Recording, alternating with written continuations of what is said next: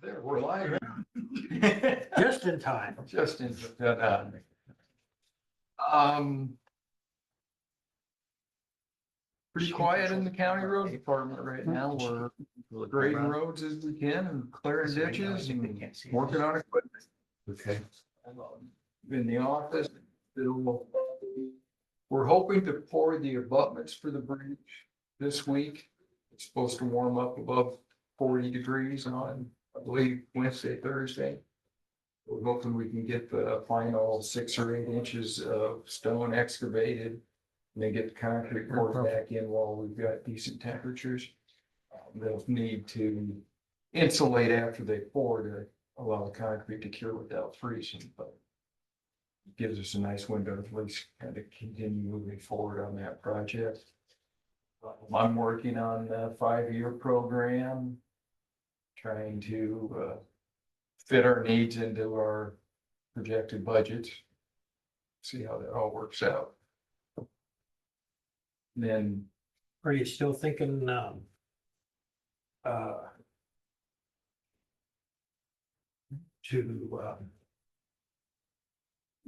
I say this, shift more funds to your maintenance and not do equipment? yes, yeah, I spoke with you guys about looking for parts vehicles for some of our old Sterling trucks. Wade Weiss over in Greene County contacted me just last week. And he's cycling out all of his Sterlings and he has a treasure trove. We hope new and used parts. So Brian and I will go over there next week. Brian, Davis, the mechanic, go over next week. See if he's got things that we can use and then see what we can work out with the deal on pricing for that. I'm hopeful because you just can't turn around and drop $250,000 to $500,000 every 7 years on blades or dump trucks. It doesn't fit into what we have for a budget. Yeah. And I'm working on our annual costs and we're still looking at it runs us somewhere between $15,000 and $25,000 a year on average for maintenance on our blades. But, spending that kind of money, heck, even if you doubled it, it's still a lot more attractive than dropping the best part of $500,000 on a new piece of equipment that you're still gonna have to spend $7,000 a year on tires and cutting edges on. So. I like to still have all the other maintenance. And everything else. When we bought the mini hoe, Billy's idea was to get rid of the tractor backhoe. And we still seem to use that thing a lot. So I'm going to keep that. I think the two pieces of equipment serve pretty much completely different purposes. It's nice to have them both, and I think we would miss it if we got rid of the tractor backhoe. And maintenance-wise, it's not costing us much. It's just standard maintenance, so it's still in good shape, and I think we've got a lot of use for it going forward. And then, it's just looking at the bridges and pipes that we have to be aware of needing to replace. So we've got Libertyville Road under contract for the bridge to be done. We've got our chip seal project under contract with Pelling that will begin in May this year. And that will pretty much be all of our construction for this coming year.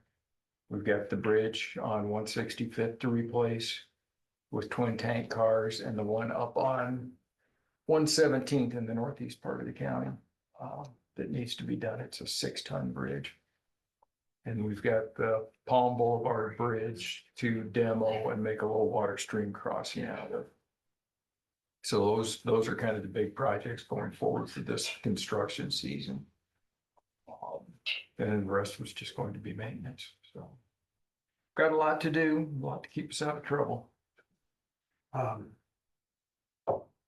Any schedule, time frame, bid letting for 1 PM? that hasn't made it through Congress yet. Okay, And I fear for that with the new House, Senate and White House setup. I'm afraid some of those grants may disappear. Yeah. But then again, pretty much every member of Congress has earmarks tied to that, so if we're lucky, they'll let this year slide through as approved by the committees. And we'll get that money. If not, we'll have to look at something else. And they did last year, they kicked the can down the road till March. I would anticipate they do that again this year, so we just plain won't know. okay. I've got it scheduled for a December letting, and I don't think that's realistic. We have the paperwork ready on our part. If the money shows up, we can jump on it, but it's just a matter of if it shows up or not. So will we revert to a seal or not do anything? We would have to downsize the scope of the project, or, I did not want to do butternut, which was the shorter section, because I didn't want to commit to keeping 125th at a higher level, but that may be the way we have to go, and then do a stone interlayer and chip seal on 125th to get that to a more serviceable condition. Yeah. Yeah. Yeah, I get That's it. the nice thing about this job. I'm never bored. Yeah. Yeah, I get that. I'm like you, I don't know exactly how that'll all come out in the wash as far as that part of it goes. I guess we'll know when we know. Mhm. Anything else? No, sir. Any questions for Dwayne? Appoint weed commissioner. So, we had this discussion last week and we expressed some concerns about money that he was spending, which I concur. In the past, the way it was handled was just basically by complaint and form letter, if you will, for lack of a better term, was sent to a property owner to inform them that to eradicate weeds. I see no reason to do it any different.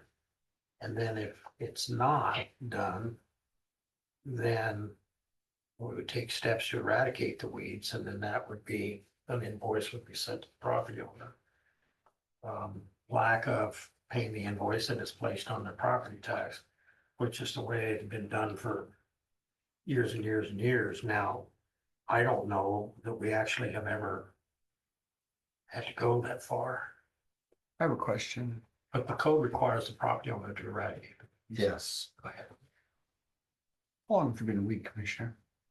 I don't know, when did you guys saddle me with that Last year. Last year Last year. after Dan retired. Okay, So, okay. Because at least I guess I haven't been around since you said that we just let complaints handle. Right. Well, that's just the way that Dan handled it. Of course, at that time, it was under public health. Or, well, that's not true. I misspoke. It was not under public health, but Dan, He did. and that's where the He did 3,000, handle it then, Yes. right? and that's where the $3,000 came in.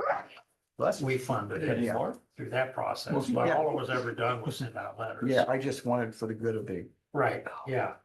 And, Thank you. and so, somebody could call in and say, I was driving by, or, one of our maintainer operators or somebody out doing something and see something and they can notify.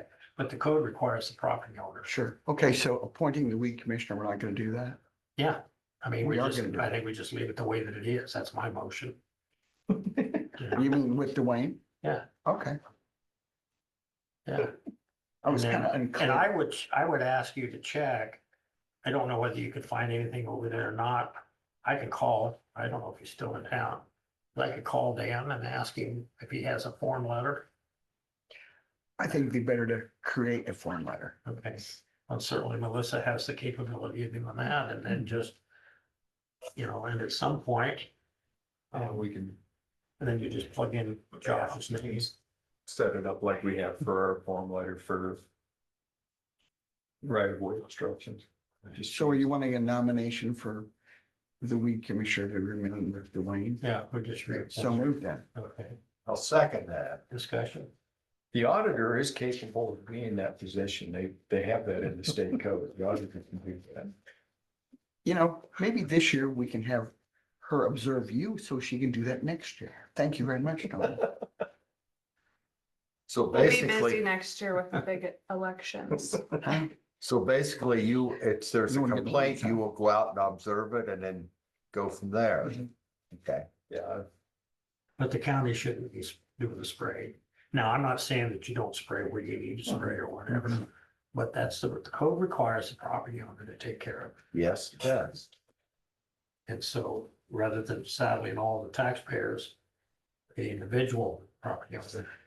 So you're saying Dwayne should let somebody know there's a weed problem. Yeah, that's what the letter's for, right? Okay, then not go spray. He's not gonna be the guy spraying. I just want to be clear about Right. that. Unless, and I qualify that by saying, unless the property owner ignores the request to follow Iowa code, then we have to take care of it. And how would we take care of it? And then he would go spray and then we would bill the property owner Or for it. mow. Yeah.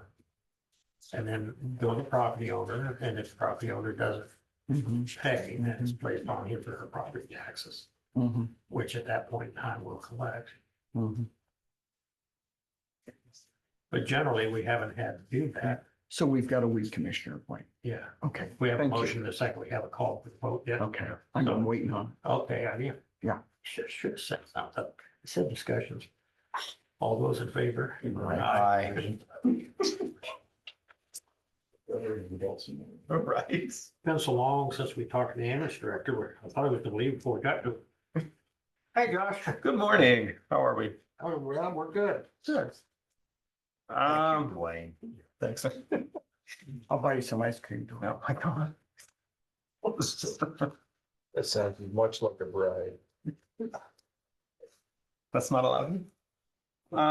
All right, so big ticket stuff on my end. I put a request in for a discussion about buying a lawnmower. Last year we spent over $2,000 on lawn services with Bast for something that I am absolutely certain we can do on our own. So with the purchase of a lawnmower, we would take care of our own lawn with our own staff. We do it with a push mower? Yeah. Or I want one of those like, I'd be, I'm not, I'd One of them old real Oh, types. one of those like, no, those are your generation. I'm good with that. It was ahead of me. Oh, was it?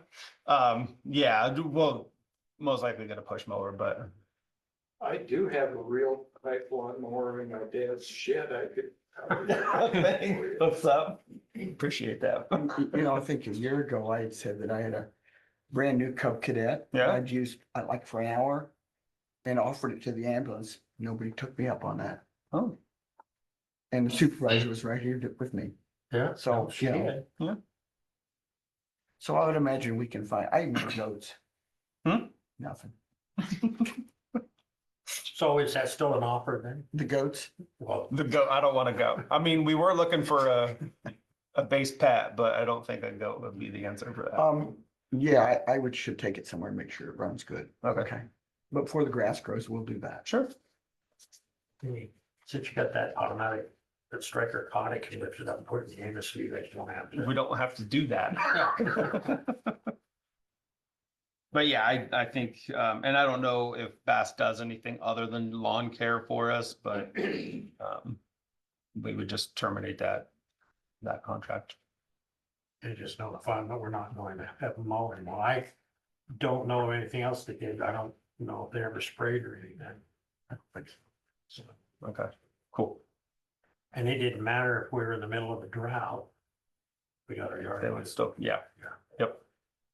So I'm sure that probably attributed to that. Those 2,100 and some change. And I did Something like look in that. different directions. They're very competitive, so it Mhm. wasn't an issue of not being It's just, I agree. Right, There's not that much yard there. right. Cool. The next thing is the ambulance. Before we move on, Oh, sorry.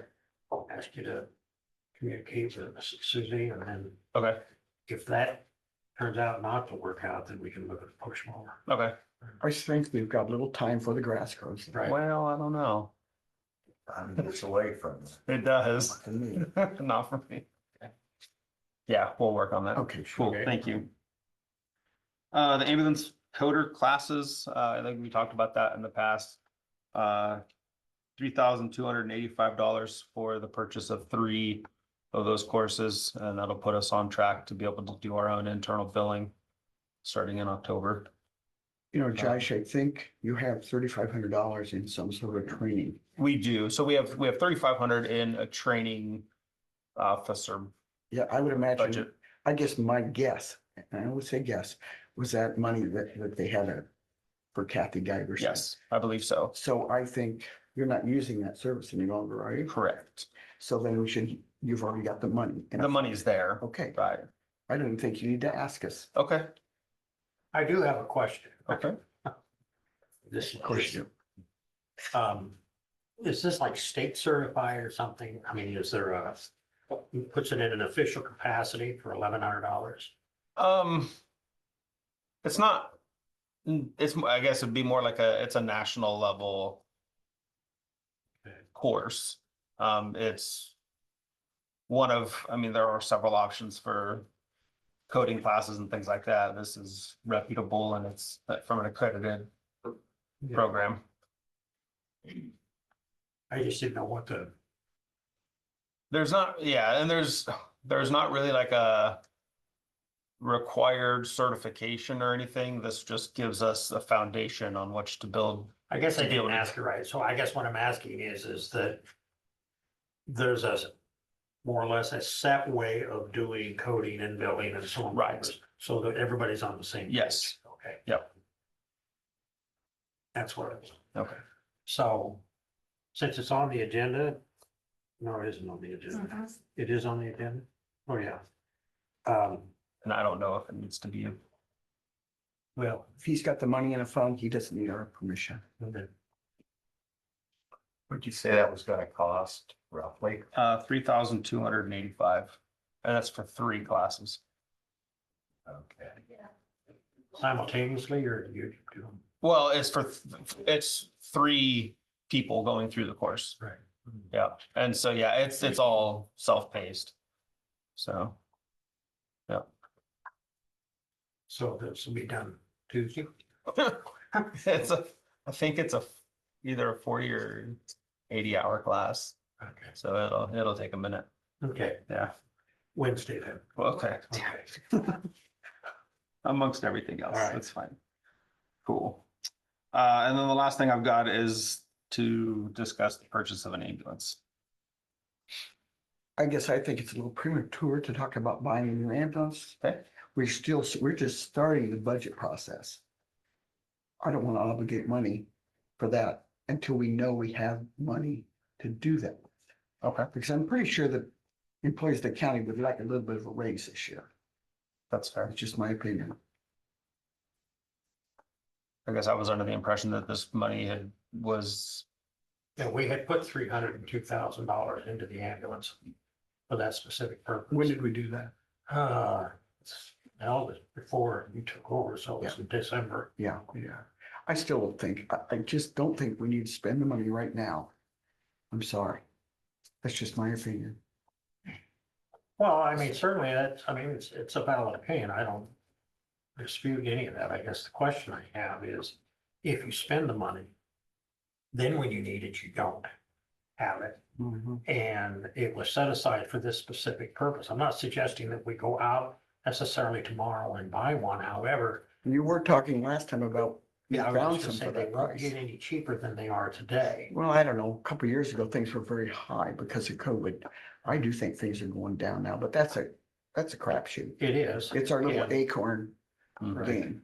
And, I mean, I think we need to go through a formal bid process as far as, like what Dwayne does when he goes to the Mhm. main hangars and stuff, which I know you've been working on that, but I just think you have to be very, very careful. And Susie's right, we don't know what our financial situation necessarily is going to look like, but I also know that we've got 270,000 miles on that 2016, and I can't tell you how many hours. And the rear end of it was not fixed properly. And so When they had that issue with it. It can't necessarily, we certainly can't take it out of town. Now I don't know whether or not these new rigs include the striker cot and stuff, but striker will take the cot Yeah, we and the can, mechanism out of the one we've got if we need to have that done. and these are wired. They have harnesses in place for that. So, My thoughts, we better wait and see where we're at on the budget stuff. and do what when you need it. I'm serious. I'm asking the question, not trying to be argumentative. What are you going to do when you absolutely need it and you don't have money? And now you do.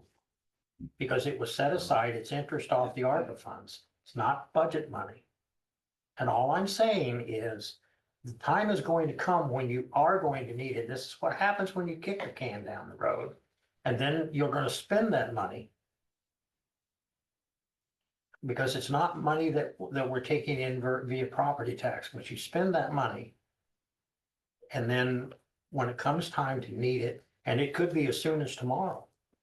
And it's what, how long are we talking, do you know? I mean, of course, I realize we're not building, you're not looking at one to have to build. Right, so one of these is on the ground right now, ready to go.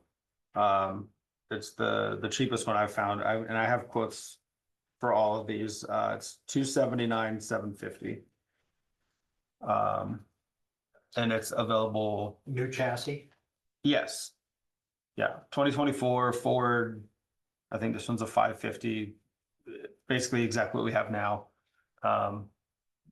It's a remounted box, but all of these are. And that one's available right now. There's another one that'll be available in a couple months. Same setup, same cost, and those are from Global Emergency Vehicles. And then I got two quotes from a company up, I think up in northern Iowa called Arrow. And those, there's a gas for $329,900 and a diesel for $349,900. So I mean, $40,000 more to get the ones that are up in northern Iowa. now I'm not suggesting we can't sit on money. But what I am suggesting is that you put that in the general fund, and then it's gonna get spent. And it's inevitable that that will happen. And what I'm suggesting is if you wanna set on it, because it makes you feel more comfortable, that's fine. But taking that money out and putting it somewhere else that's putting a lot of situations. You know, In Lee, I a still think risk. there's a lot we need to look at with that ambulance. I was told we're spending 20.67 hours of overtime per day. You do the math on that. I mean, we've got to make sure this whole thing works. It's, you know, I have done the math on it, Susie. I've done the math on it for 2 years. I've good- listened to this, look. good for you, but don't argue with me I about am it. not Don't yell at arguing. me about You're this. arguing with me. You're suggesting something different than what I'm suggesting. That's an argument. It's a disagreement. Our treasurer said that too. Well, fine. I also know that the reality of the situation is that that's what it takes to run that ambulance. Now, if you're going to shut the ambulance down, then say so. If you want to Wait a shut minute, that. did I ever say I wanted to Yes, shut the you did, ambulance? in a Shut roundabout way. no, I did Let me not. finish. No, wait a minute. I did not say that, and you know it. You just said the 20.6 hours of overtime. So what is 20.67. your suggestion to get rid of the overtime? The only thing you can do is shut down a rig. I think we need to wait and have this during the budget talks. Okay, I'm sorry I brought it up. Well, it's still gonna be on Zoom. Well, I don't care. You can't take it off soon. No, and I'm not suggesting we do. What I'm saying is that when you talk about the amount of overtime, there's two things that cause that. The lack of personnel directly tied to running 2 rigs full time. The only way that you can eliminate that is to shut a rig down. Simple. Otherwise, because that, or you have to have enough people to run both rigs on 40 hours. And we don't have that kind of personnel. I'm not saying that someday maybe we will, but the whole industry is in that condition and they run this way. And every time we have this talk, and I get it, I understand that everything is tied to funding. But keep in mind that this generates its own revenue and we have a specific levy to it. It generates about 1.4 million between revenue and the levy. Nothing else can use that funding except the ambulance. My only point is that, and I've said this multiple times and I'm going to say it again for the record, we're not in the business to make a profit, we're in the business to provide a service. And when we start looking at what it costs to run that service, instead of making sure that we're providing the best service possible, there's only one route that you can go, and that is to cut the services. Maybe not all of it, but to cut it. And there was a reason why Care Ambulance told us they needed $1.5 million a year to stay here, plus the subsidy. And we all know, we've talked about it, we've had these conversations, it's frustrating, I know, that reimbursements are what they are. That's why we're having conversations with the hospital, and maybe that tree will bear fruit, I don't know. But the fact of the matter is that, like it or not, you really have two options. You either run it with the staff that you've got and whatever it takes to keep those rigs running. We've had the conversations with the hospital when they get upset with us when we can't provide transfer because we don't have the staff. It's hard on our crews, it's hard on the ambulance. If we're gonna go strictly to a 911 service, clearly that'll cut the cost. But then somebody else is gonna have to do all the transfers and stuff. If you're gonna run 2 rigs, 24 hours a day, absent being able to have enough personnel to run 40 hours a week, you're gonna run overtime. And I will remind everybody that you're right, we can have a conversation during the budget talks as far as that part goes, but again, I remind everybody that the ambulance generates its own revenue source and it has its own levy and doesn't figure into our other. Now, I'm not going to sit here and insult you by saying that we might not have to contribute money out of the general fund at some point. That would be ludicrous to say that. I just expressing my thought process that we set aside that $302,000, and while we don't spend it right now, that's fine. But I think it's a mistake to use it for some other process.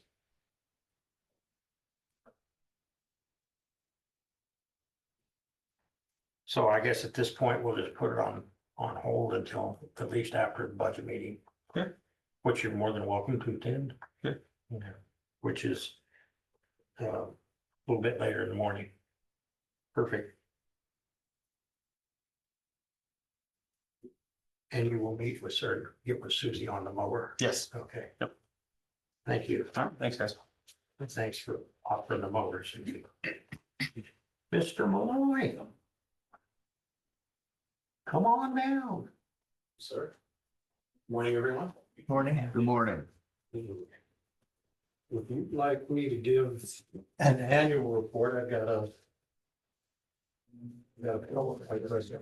Put up, or we can just have a conversation.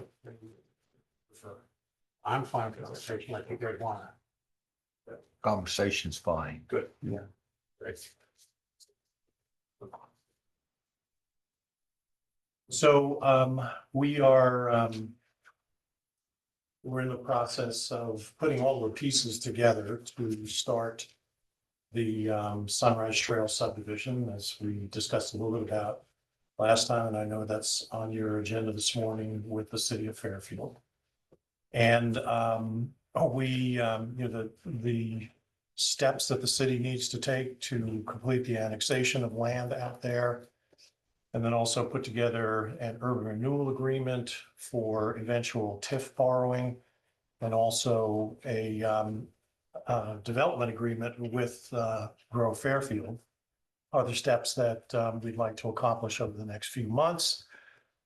French Rent-A-Cur is in the process of doing estimations for the construction piece of the infrastructure. So hopefully by March or April, they would be ready to go to bid, and we would be able to get a contractor that would start sometime in early or midsummer and have infrastructure completed for us to be able to sell lots next year. I believe I brought a picture of the lots design the last time I was here. Joe, I know we've looked at it recently, but I do have one that you can take a look at. So I'll, no, not gonna be fair to ask you to read it upside down, but anyway, Libertyville Road is actually up here coming into the property. This first phase in blue represents 31 lots. So with the configuration of the roads in a loop, it allows for some inside lots in between the two roads. Lot sizes will be about 60 feet by 120 feet to accomplish some density in that area, so we can sell as many lots as possible. Also, people are really looking for homes with lower maintenance, less yard for for the expense of taking care of that. And that's that's also the feedback that we've gotten from some developers that we've talked to. So, and can I ask you? Sure. Up on the north, that's Libertyville Road. Sure. And Yeah, this up here. is Highway 1 here. Over Highway 1's over here. Okay. Hospital, Highway 1, Okay. and then the Where's the new bypass and then daycare center on this? it's over here. You almost see a Okay. little bit of the building there. So we're just south of that. Where would the access road be? Okay, off. Off Libertyville Road. Mhm. So essentially, there's paved road up until you reach the paved parking lot for the childcare center, and then it would just continue past that. This land was also owned by the childcare center. We've done a land swap with them. We've given them an equal amount of land on the backside here, and we're helping them build a 40-stall parking lot in exchange for access to the entire road coming off of Libertyville. Mhm. I just want Yeah. perspective. Yep, that's fine. So as I mentioned, we've been talking with developers in Iowa who are specialized in small rural developments. There's a branch of Hubble Realty called Origin Homes that has indicated interest. There are a couple of other developers as well. What they like to see is essentially finished lots available, shovel ready, so that they can assess the market and then come in and potentially build homes. We're also doing a lot of work with local builders and contractors here, because that's part of what we want to achieve, is to get more of our local builders and contractors involved in our housing. We are hosting a kind of a luncheon conference for builders and developers on February 12th. We're going to have, several speakers that are going to talk about how to access workforce housing tax credits. We're going to talk about different incentives that we're looking at putting together along with the city to attract more development and make it less risky for the developers. So, we really want to have as many of our local builders, contractors involved in this process as well. One of the things that we're doing to accomplish that is some of the research that I've done on communities around Iowa that have very successful housing programs and have a good partnership with the governmental entity, is that there's a nonprofit component that is helping to provide funds to incentivize builders and developers.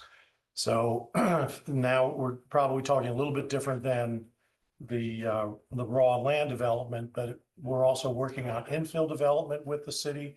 So that would be vacant lots and also homes that are possibly beyond repair and are condemned and demolished, leaving the opportunity for a new structure to be built on there.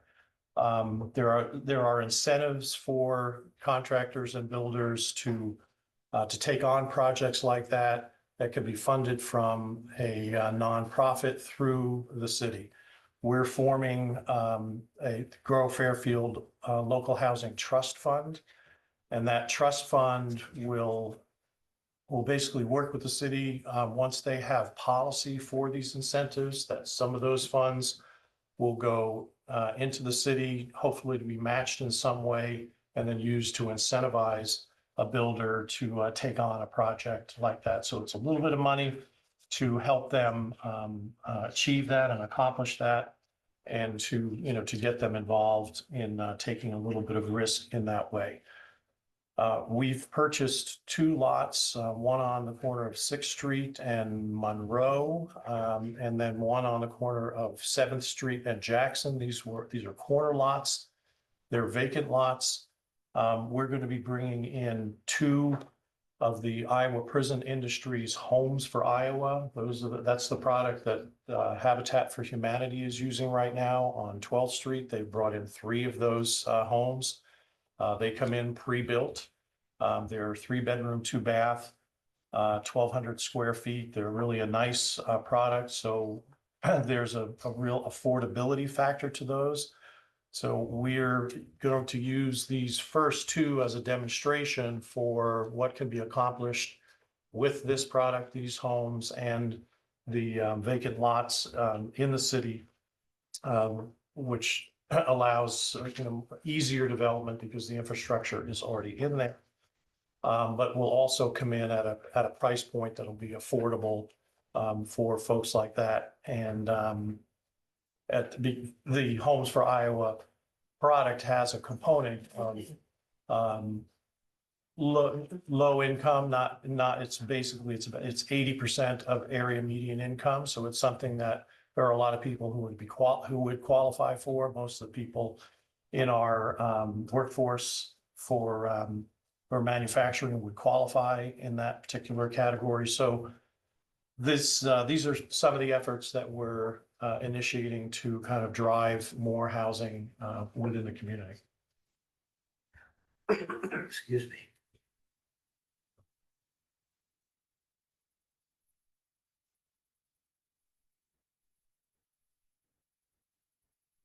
Any questions on that? And then as far as the annexation of Sunrise Trail, I had a conversation last week with Joe. We talked about this a bit.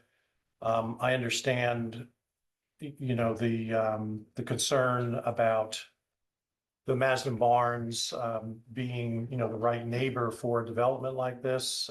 We see it as a plus. We see it as a benefit that we have the kind of access to the trail, to the historical Masden Barns, hospital, the child care center. Those, I think, are driving the sales for the lots and people looking to live there, not to be a deterrent from it as well.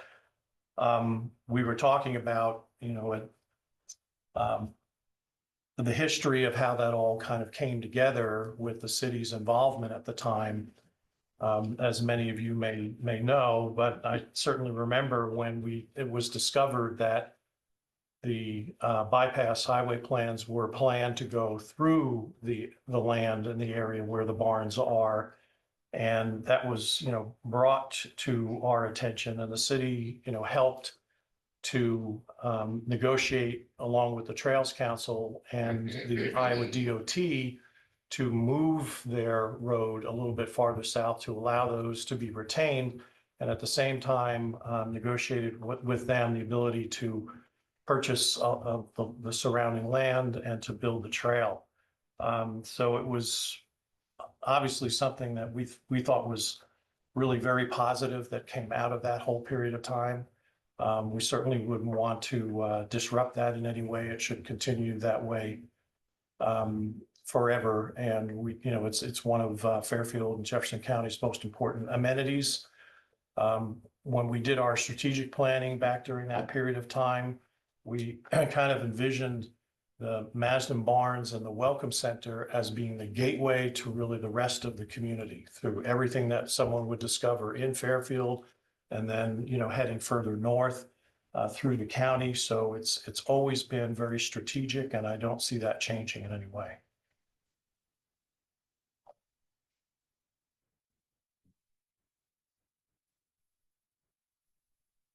You know, a lot of our other efforts are going to continue in the area of retaining jobs and also expanding companies.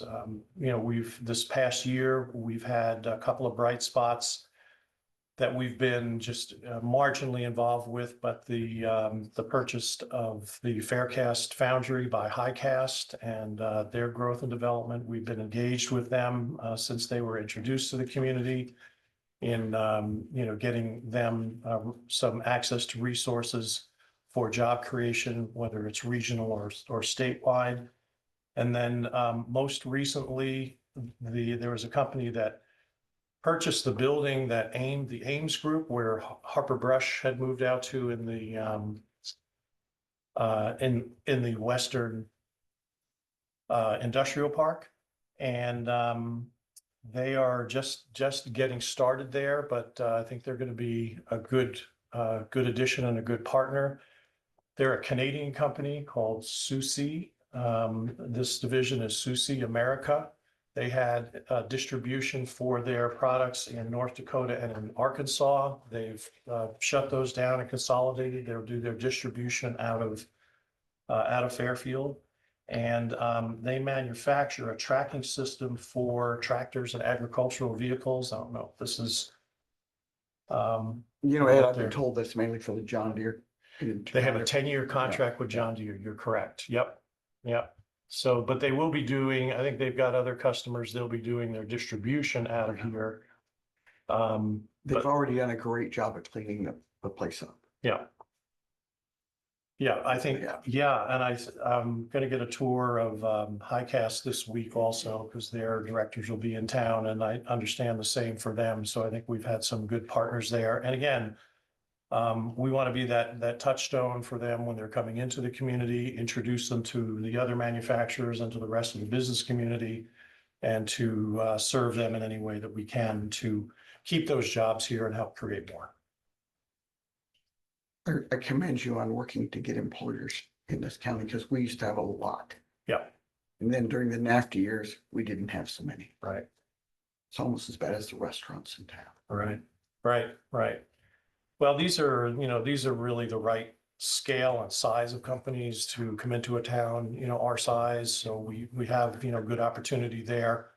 It was really when that Susi company bought that building, nobody knew they were even looking. It wasn't a local realtor who had the property and had the account, and then discovered that this had happened. But the first thing it told me is, well, now we don't have an empty building. So, you know, that's something that we'll probably be talking about, discussing and looking as well, because there are companies like that literally will make that decision just based on location and where you are. So we have to be ready for them as well. You know, I would also commend you on taking a look at the properties in town that are kind of run down and could be rehabilitated. Well, yeah, thank you. Really, the credit goes to the city to, you know, in No, terms of. we're not going to give them. that. But in terms of making it a priority, and I know that they are appreciative of having a partner in that, and we definitely want to do that. And I you know, I have to tell you also, that is coming directly from our, you know, our manufacturers, our job creators, you know, and our largest employers. They want they want some of those properties cleaned up. They want to see better housing in the community in general. They lose people over that and lose opportunities because of that. So, you know, it really has risen to our highest priority. You know, after childcare and accomplishing that, housing is really the next highest priority issue in the city, and I think we'll get a good start on that this year.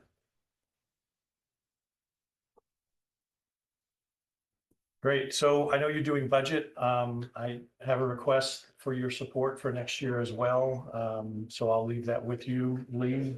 And I realized we had an invoice you for last year, so I get an invoice for that and leave that with you as well. But, anything else? Any other questions? Sukie? Yep. I have no answers either. Joe? I talked to Ed last week about things, so got my questions answered, what I wanted to know. Thank you. Anything else? And congratulations and welcome to local government. I think. Your sympathy Deep card. fast. Pardon? Your sympathy card is in the mail. Okay, thank you. A week ago, he had a head full of hair. Thank you, Lee. No, not a problem. Thanks, Ed. Appreciate Thank it. you, Lee. I appreciate it. Do we need a check button? I thought about putting that on the agenda for next week, Yeah. just in that chair. Yeah, Yeah. up for it. you know, jack button words. Yeah. We don't Yeah, have, we we'll got have to that. want to put him down in We the got those basement. soft ceiling things in there, so it's all good. It would hurt. Well, The building. that's true. Yeah. Thank you, Ed. Presentation. Appreciate it. Alex, Good morning. how are you? Great. Thanks for having me this morning. My name is Alex Schmidt-McCunis. I'm library director at Fairfield Public Library. I've been the director for about 2 years now.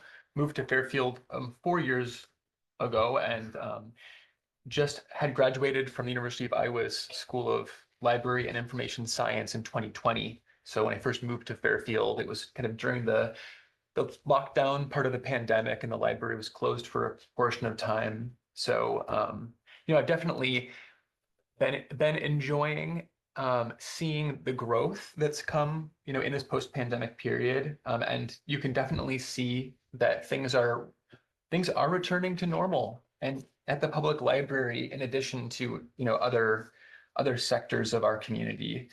So I do have this annual report document that I wanted to share with you, and I'm just going to highlight some sections of it. Also for people, Thank you. in Zoom land, this is available for viewing on our website. And I just wanted to draw your attention to our beautiful Fairfield Public Library building on the front page of this. I think that this is another one of the jewels of our community. And I take such great pride in this building. I think it's really a reflection of how much we care about and love our town. And I am really grateful for the continued funding of the county and the city to ensure that our building is well maintained. Thank you so much. I've got an introduction on the next page. Much has been accomplished in the last year, with services greatly expanded, several new regular popular program offerings, and nearly half of our policies now revisited in order to better support our community and library staff. Public libraries are resilience hubs. We are the first and last stop for folks in need. We are champions for the joy of reading and for intellectual freedom. I remain committed to the mission of the Fairfield Public Library as determined by the Fairfield Library Board of Trustees. With that spirit, and together with the whole Fairfield community, let's reimagine our public library for today. Moving on to the next page. This image is from our Summer Reading Challenge kickoff day. We had some volunteers supporting us, getting kids and families signed up. I want to just review our vision and mission statements with you. Our vision is to foster curiosity, connection, and empowerment. Our mission is to provide access to programs, materials, and resources that celebrate diversity, stimulate the imagination, and encourage lifelong learning. To offer a safe, comfortable place for individuals to enjoy and the community to gather. To promote better understanding of our history, meaningful endeavors today, and a more sustainable, equitable, and collaborative future. On the next page, I have an introduction of our staff. This is a picture of us from last October's Iowa Library Association conference in Des Moines. We've got a staff of 10 right now. On to the next page. Here are some highlights and data from the last year. for borrowers, visitors, and on-site events. Total borrowers today, 7,506. I'm very proud of that number we've achieved. We've seen an increase in of 1,500 active borrowers in just the last year. Annual visitors in the last year, 80,422. That's up by 20,000 from the year before. For in-person library sponsored events, 793, a phenomenal number of events. Really, other public libraries can't compete with us. We are really leading the way in programming. And for attendance, 11,580. Very impressive. And this is a photo from our new Adult Craft and Connect program. And we're having turnouts of 15 to 25 weekly at this. And kids are interacting with our seniors. It's a really special program. On to the next page, our collection development. Last year, we added almost 4,000 items. We removed close to 6,000 based on our collection development policy, which dictates that items that are not circulating sufficiently or have poor condition are removed. So now our total physical collection is almost 80,000 items. We have the most items of any library in a comparable community in terms of funding and population. And so sometimes there'll be people in the community that will, they will let us know they're disappointed that we're removing these things from the collection. Like, why do you have to have so many book sales, right? These books are still so good. And it's true, they are, but we do have a limited space in the library, and we need to make sure that we have adequate space on our shelves. Got a question. Yeah. What do you do with the items you remove? You said you had a book sale. We have quarterly book sales, and Does everything sell or not? we sell a lot. We sold in our last book sale, we had 120 boxes, and that's, I don't know, probably 1,500 items.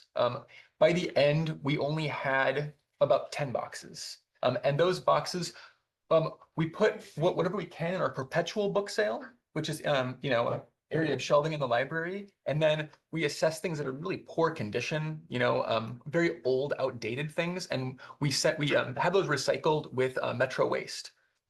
And right now, our library is working with an organization called the Sustainable Libraries Initiative to try to determine maybe a better solution for disposing of or recycling those materials. And then our total digital collection is 152,004 items. This is primarily items available through the Libby app that are purchased through the Bridges Consortium, which is nearly all of Iowa's public libraries. They pool their resources to buy these very expensive digital licenses. For example, a new copy of Stephen King's novel, one copy runs you $400. So we really rely heavily on this consortium for those digital items. We still see that the physical checkouts are much, much higher than the digital, but digital is climbing year to year.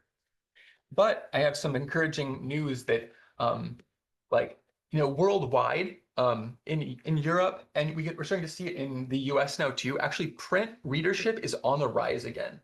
Not quite sure why. Maybe there's some sort of nostalgia around reading print books, but print readership is definitely increasing. On to the next page, physical checkouts, 106,847 checkouts. You can see the digital downloads, just over 20,000. And then on the right side, there's a breakdown of what areas are most popular. So you can see DVDs still very popular because we still don't have the high-speed internet available in the rural parts of the country, in the county, and it really is a lot of our rural usership that are contributing to that. Fiction and picture books are our other strong areas. Next page. You always like to hear about the county usership. So here's about our county users and annual checkouts in the county. So for rural county borrowers, we have currently 704 adults and 134 youth. For our contracting town borrowers, that is Libertyville, Lockridge, Packwood, Pleasant Plain, and Vedic City. We have 259 adults and 55 youth. And total rural checkouts last year, 10,548 items. I'm really happy with that number, and I'm really happy that we are able to support rural Jefferson County so well. On to the next page. Digital resources we're offering from the library. We are seeing, a lot of appreciation of these amazing resources funded almost entirely by Fairfield Public Library's foundation. The remaining funding from these comes from the State Library of Iowa. And I will just say this level of digital resource offering, this is something that our similar sized communities do not offer. This is more like Burlington level offerings. It's really impressive. And I'm grateful to our foundation to support that supports the mission of our library so well. On to the next page. I just want to cover a few areas in the significant accomplishments section. It's broken down by quarter. I encourage you to read all of the accomplishments, but first quarter, in the month of September during Library Card Sign Up Month, we had over 800 signups in 1 month. That was up from just 237 in 1 month the year before. That shows you how many more people are using the library today, how much enthusiasm there is around library services. In quarter two, we were able to do some work repairing our walls, repainting. We installed corner guards in the building to decrease future damage to the building. And this was, this is funding from the city that we are able to allocate to repair the building because of your funding. Thank you. Additionally, and similarly, in fiscal year 3, we were able to complete an LED lighting upgrade, which is very important. It's going to be saving the city a lot of money in the years to come. And we were at the point where so many ballasts were bad in the building that portions of the library were actually dark. But we did what we could to remedy that situation as quickly as possible. These lights are going to be good for us for many years to come. We also were able to have a facilities condition assessment completed by a company in Des Moines. And this assessment will allow us to better strategize maintenance of the building and capital improvement projects for the future. We also have expanded our relationship with ISU Extension Office, which helps us connect more with the rural youth in our county for the School Ready Readers Program.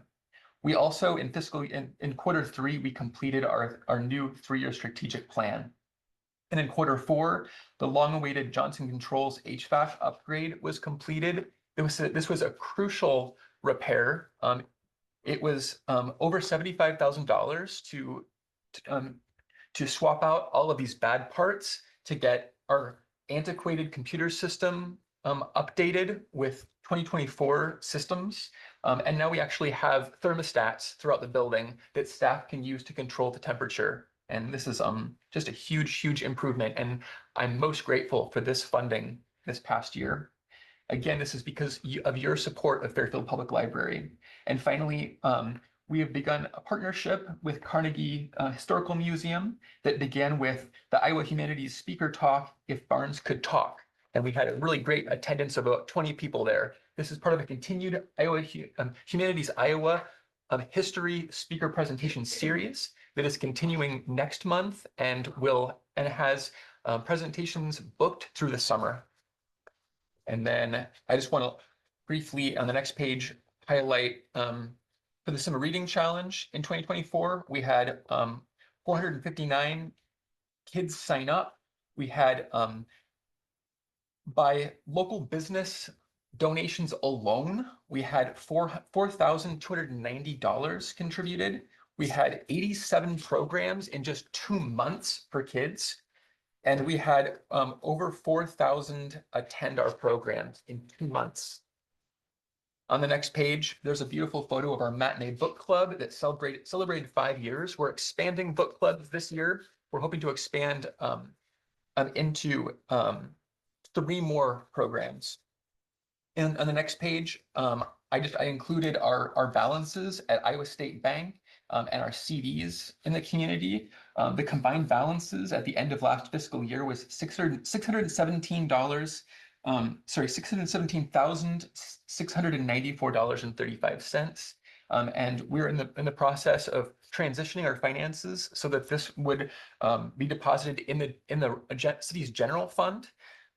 We would have a protected funding line so that the funds that come in through donations would and grants would roll over from year to year. Finally, I want to highlight in our strategic plan just these particular goals. Keep in mind, our total strategic plan is about 4 times this size, but these 6 goals I want to highlight. Goal 1, increase visibility of library. Goal 2, hire MSR Design, an internationally recognized library architecture firm based in Minneapolis, for a phased library renewal project. Goal 3, expand programming for middle-aged adults and seniors. Goal 4, build vibrant community of library volunteers. Goal 5, investigate need for library makerspace or maker experience. And goal 6, improve access to libraries' digital tools and resources. And I want to highlight within goal 2, the hiring of MSR Design for phased library renewal. The central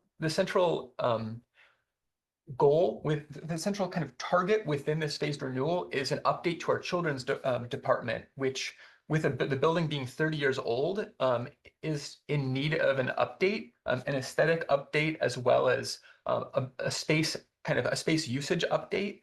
So one part of this transformation of youth services would see the children's librarian's desk moving closer to the entrance to youth services, and an enclosed play space being built along that north side of the building with the windows. This would reduce noise, and it would allow families to feel more comfortable bringing their sometimes noisy children to the library. And then there's also the potential for a small teen space in the I want to say the northeast corner of the building. And this is another important improvement, I think. It's often said that with such qualified librarians in our public high school and middle school, and we've got a great one at Maharishi School as well, that the older kids don't need services at the library. But we also hear kids don't have enough to do in Fairfield. So this is going to be a place where teens and older and kind of younger adolescents can go, to hang out, play board games, play video games, stuff like that. So we could hang there too. Oh, absolutely. You're young at heart. That's it for my presentation. Thank you so much for your time today. I wanted to ask, in terms of my funding request for next year, that you maintain funding at the level that you contributed last year. Last year, you were able to provide us with a very small increase over the prior year. And I hope that you will not only be able to maintain that funding level, but also I'd like to ask you 2 other things. One, please come and visit the library and see how beautiful our library is. Check in with our staff and experience the amazing level of service that our community receives at Fairfield Public Library, and look at our beautiful, beautiful collection in the library. And finally, after having visited the library, please help us advocate for funding for our public library and advocate for our community to use these incredible resources. Thank you so much. Thank you. Thank you.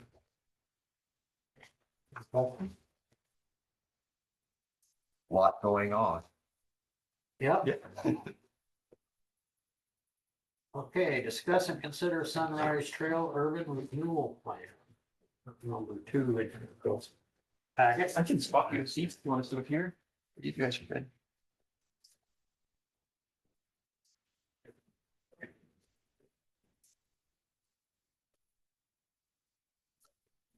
So Melanie has been running, I'm not taking credit for her ever. I don't think I can do what she does. She has been burning the midnight oil, trying to rewrite our code in consideration. Did you send them a copy I of did. the first draft? I haven't, that's on my email this morning. Well, I sent it to Abby, but I brought copies, Okay, so. but we are all on the same page with counties. We want to make sure that anything that we do moving forward is in alignment with your wishes and considerations, and we are, as the first draft goes, I mean, we can talk about questions, we can talk about directions, if there's any specific language that you may desire that we need to look at, change. However, to be helpful, apologize, I'm about silent.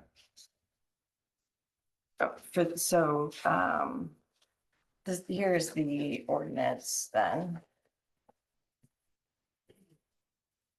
There you go.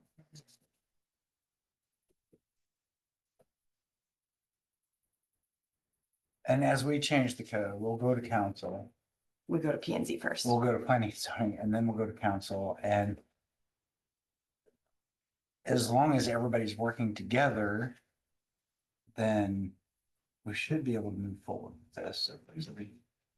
Um, not really. I mean, I think I mentioned the last time is that, and this was a little bit of my discussion with the county attorney, is that this area is, it does talk about ag land.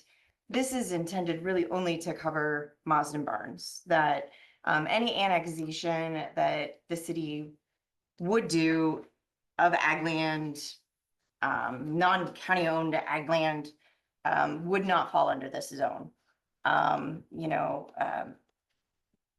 So it's, if the ag portion maybe seems limited to, the number of animals or the size or something like that, it's intended to just serve the purposes of what Mazda Barnes is doing or may do in the next several years, or if Sean decides to get goats to maintain his property, something along those lines, not intended to serve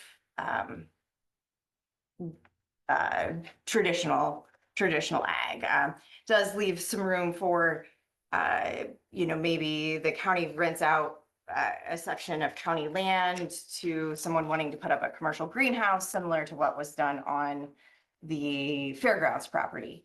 But nothing to the extent of some of the larger ag parcels that are along Liberty Villa Road. So this is really, it's called a conservation and open space zone, intended to conserve what's there, conserve the Mazda Barns, conserve the natural areas, conserve the forest preserves, what might be there. So that's why it's it does allow for that ag practices, but it's not the larger areas, I guess. And so it's written in a city ordinance, because there form, there's going to be a couple changes that we would have to make. One is related to fences, and then one is the creation of the zone, because there's going to be a couple different parts of our codes that has to change, and so that's why it's in two parts. The ordinance is the first 2 pages, and then the zone is the remaining 3 through 6.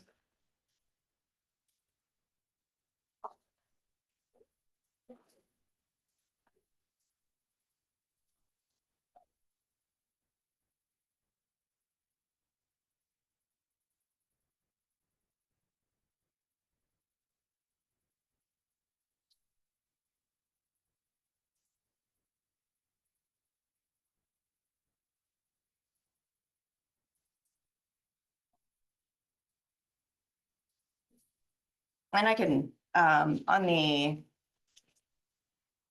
ordinance or the zone side, starting on page 3, I can highlight a few things. and the different things that Sean and I have talked about over time. Because although, kind of the purpose of today's discussion is Mazda Barnes, we've also, the city is providing services, water and sewer to the RV park. So that will be discussed at some point. So in the purpose and intent, I apologize. Number one, A and B, to protect culturally significant property. We discussed that last week. And then to provide water conservation, erosion control, protection, and wildlife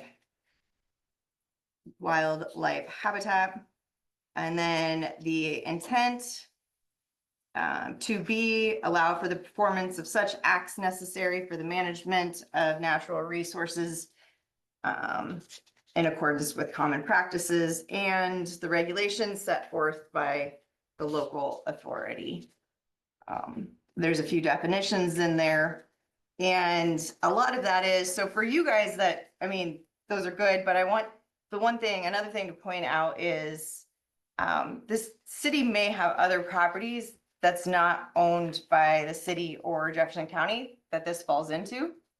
I have to look at this as, a private individual wants to rezone as this. So as much as we want to leave it open and available for everything that the county wants to do, I do have to write things in there because I might have a private individual want to rezone as this, and that's why I have to put some of this stuff in there. So I can't just say, well, there's no fees for anyone in this zone. Well, I have to say there's no fees for publicly owned structures, and that's why I have to define it. So it seems like there's a lot of extra steps in there, but there are some parcels that might end up falling in this elsewhere in the city that has nothing to do with the work we're doing. I've got to think 5-10 years down the road, because of how our mapping is laid out. So that I'll just jump right on then to the section 40, permits and fees. That there's basically no permit fees, there's no rental fees, there's no rental inspections of the cabins, or the if there were cabins on the RV area. So and that's where the definition of the publicly owned structures come in. To make sure that this is meeting the intent of a conservation area, and that not every person who wants to turn their yard into a wildlife sanctuary would have a minimum lot size of 3 acres with a minimum open space, again, intending to meet that definition. Again, I'm thinking of the rest of the city, not just these 2 parcels or these areas that we're talking about.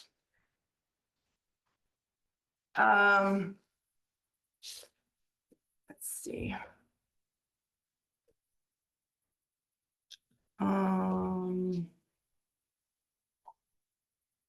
There's no requirement for parking. That doesn't mean you can't put in what parking you need to, but elsewhere in the city, we say, 2 cars for every bedroom, because it is a conservation area. We want to limit the need for pervious surfaces, paved surfaces, and so the individual developing the conservation area can determine the parking necessary.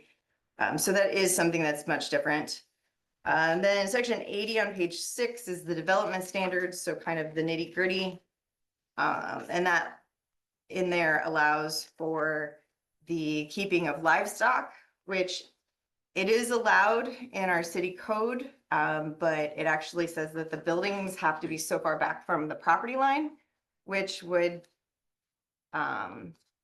not be which would mean that Mazda Barnes could not keep livestock in, I believe it's the mayor building, one of them's really close to the property line.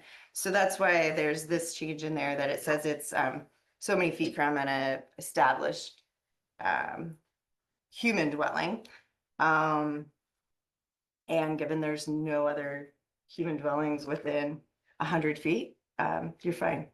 So, or they would be fine. And even once the feeder development continues, they're still fine because unless Mazda Barnes builds something very close to the west side, they're still within that what's proposed here. And then number 2 of section 80 says that if it is a privately operated facility, so that would be like a golf course. Golf course can't put their buildings right up next to a residential neighborhood. Again, I'm thinking of the rest of the city, not just you guys here. And let's see, the purpose of the zone is to preserve property. Chapter 1708 is.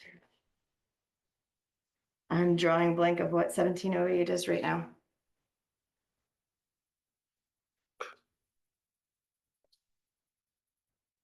Okay, come back to that one for a second. Building identification, having shared an office with the fire chief for 7 years. That is one of the hangups that I have, is that buildings that are intended for overnight human occupancy has a way for a fire department to know that there are people in there.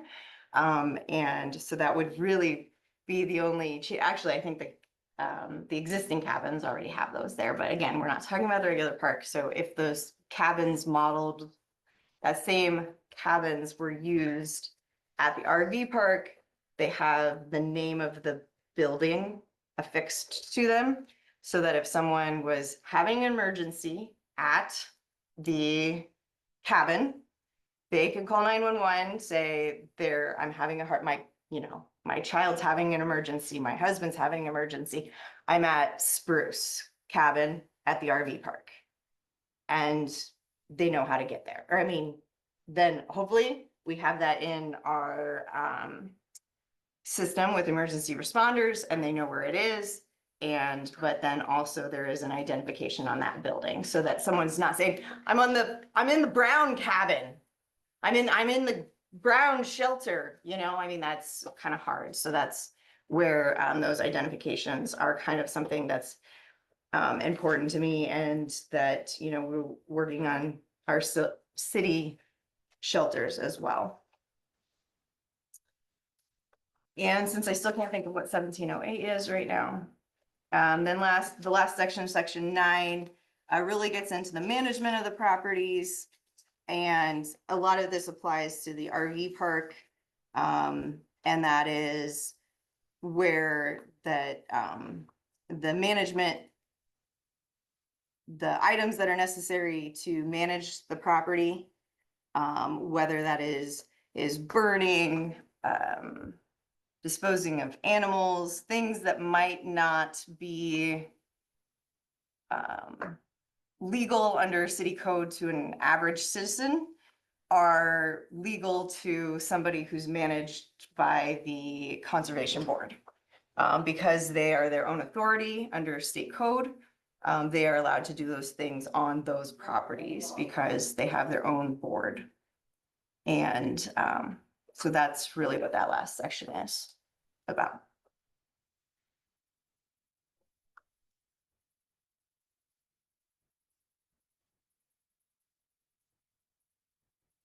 So I think that was someone from my office texting me what 1708 was, but I still can't remember. Or not. It was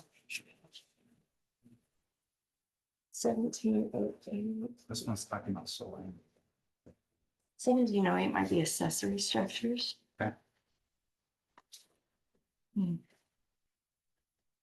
Trying to find a 3. All that fresh air.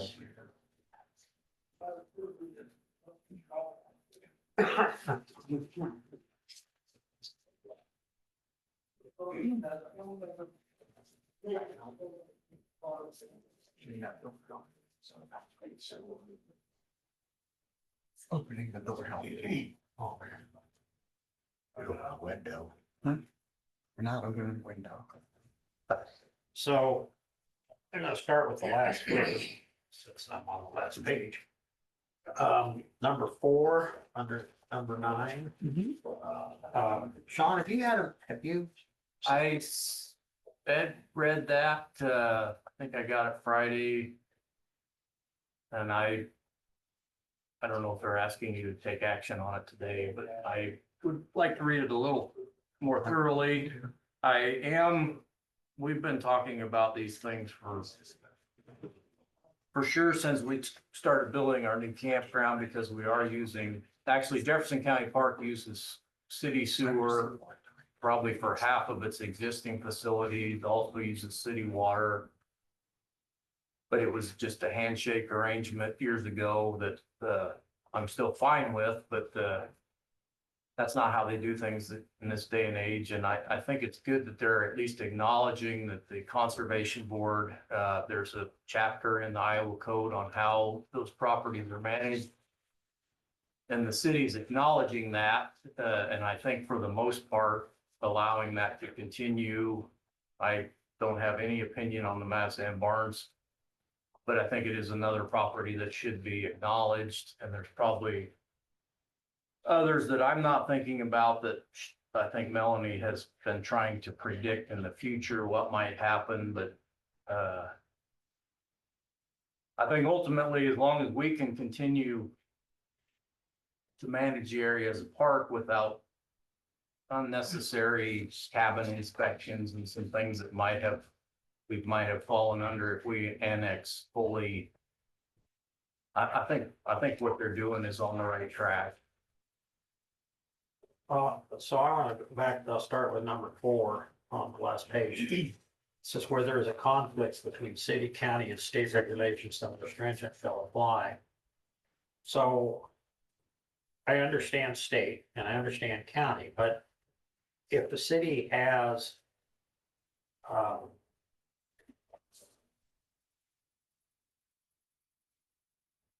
I can't think of anything off the top of my head, but I mean, when the state passes a law, say for example,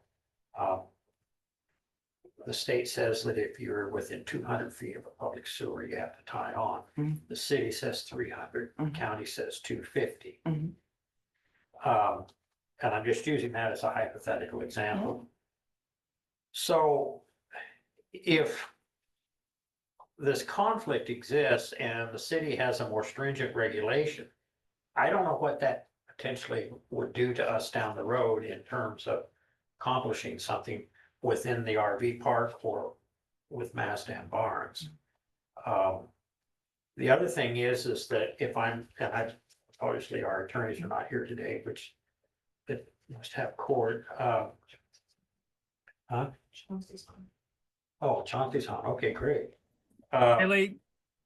So my question is, from a legal perspective, this is not etched in stone. A new council can upset the apple cart, am I right? Absolutely. But also along those lines is anything in section 20 can go to our Board of Adjustment requesting a variance, so that if there is anything in section 20 that's written in stone, that the county, the applicant can go to them requesting a variance or a conditional use or a special exception, depending on what the nature of the request, to grant that. Our fire station just requested a taller tower than what's allowed by our code.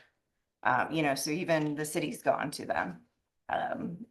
Right now I'm in the process of organizing 40 years of those records. So it's everything from garages to a number of parking. The hospital requested the number of parking spaces when they first opened. So it's lots of different things. And that's what that board is there for, because we can't predict everything in code. And there's always going to be something with a piece of land that does not fit perfectly within. And Iowa code allows for that in the way that it's set up cities and has allowed for that Board of Adjustment. If an entity doesn't agree with what the Board of Adjustment has decided, its appeal process is through the district court. And that can be done both ways, that if the applicant doesn't agree with it, they can go to district court, but also if the neighbors don't agree with it, they can go to district court. And Lee, to answer your question, I think what you're getting at is what happens when there's a conflict of laws. Your example of the state, city, and county range rules, the 250, 200, and 300. The state law would set a minimum, right? And so smaller municipalities can be more restrictive, but they can't be less restrictive than that. So the answer is everybody would have to comply with a state requirement. If the city wants to set a more restrictive standard, the county does not agree. The question would be who has the authority and jurisdiction over that space. If it's a city space, then their rule would hold.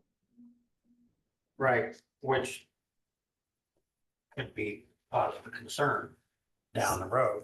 So really, to Chauncey's point, this sentence isn't needed in there because we have authority anyway, if it's in Right. city limits. Right. Which is exactly my point, and I look at it from this context. And I may be way out of left field on this, I don't know, I really truly don't. But as Chauncey will attest, when this first, and as well as Sean, when this first came up regarding the annexation of the RV park, I put skids to it because I was concerned about city rules and regulations, which I understand why they have them. But a campground is a unique situation with open burning and those sort of things. And the potential for neighbors to maybe not appreciate it because it hasn't been up there on that plateau before. Also, if I'm not mistaken, correct me if I'm wrong, prior to the annexation of that section of road going through there is county? On both sides of the road? No, No, okay, because there are city residents on part of it. okay. And that's really a lot of, I don't want to say the crux of the problem, but for lack of a better term, the city and the county have spot annexed the city limits for 50 years, and we have areas that are city jurisdiction that the county maintains the roadway, and we have city roadways that the county maintain. I mean, it's, Can you say TSC? can we say in front of the fairgrounds?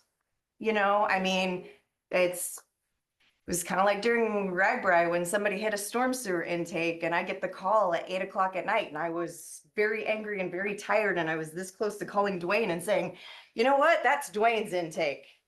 So, because that's the thing, if we're gonna split hairs over some of this, let's split hairs because we have tried to work together. Used to be the states. It used to be the states, you're right. You're right. And now it's ours. And we're trying to clean up some of these boundaries, but So, we need to work together on it. no, I don't disagree with that. I guess I'm gonna go back to the Mazda Barns for a second. And I understand everything that the city's done on behalf of the new RV park. And I guess I will rely on Chauncey and Sean to, because obviously Sean knows what he needs and potential hiccups that can occur and so on and so forth in a campground.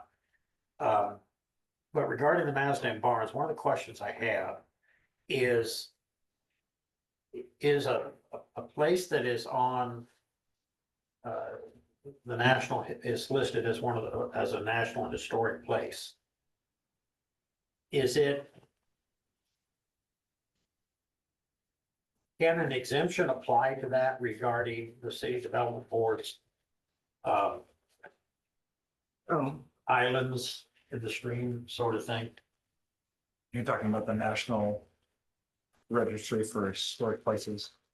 I don't And- think that's gonna impact any kind of city or county authorities. That's just gonna impact changes to the building. I was just specifically where I was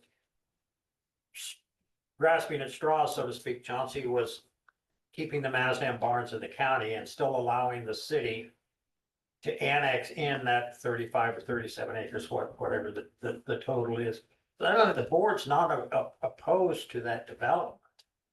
I think that the board has some concerns about ceding jurisdiction over Mazdan barns. You'll still maintain ownership.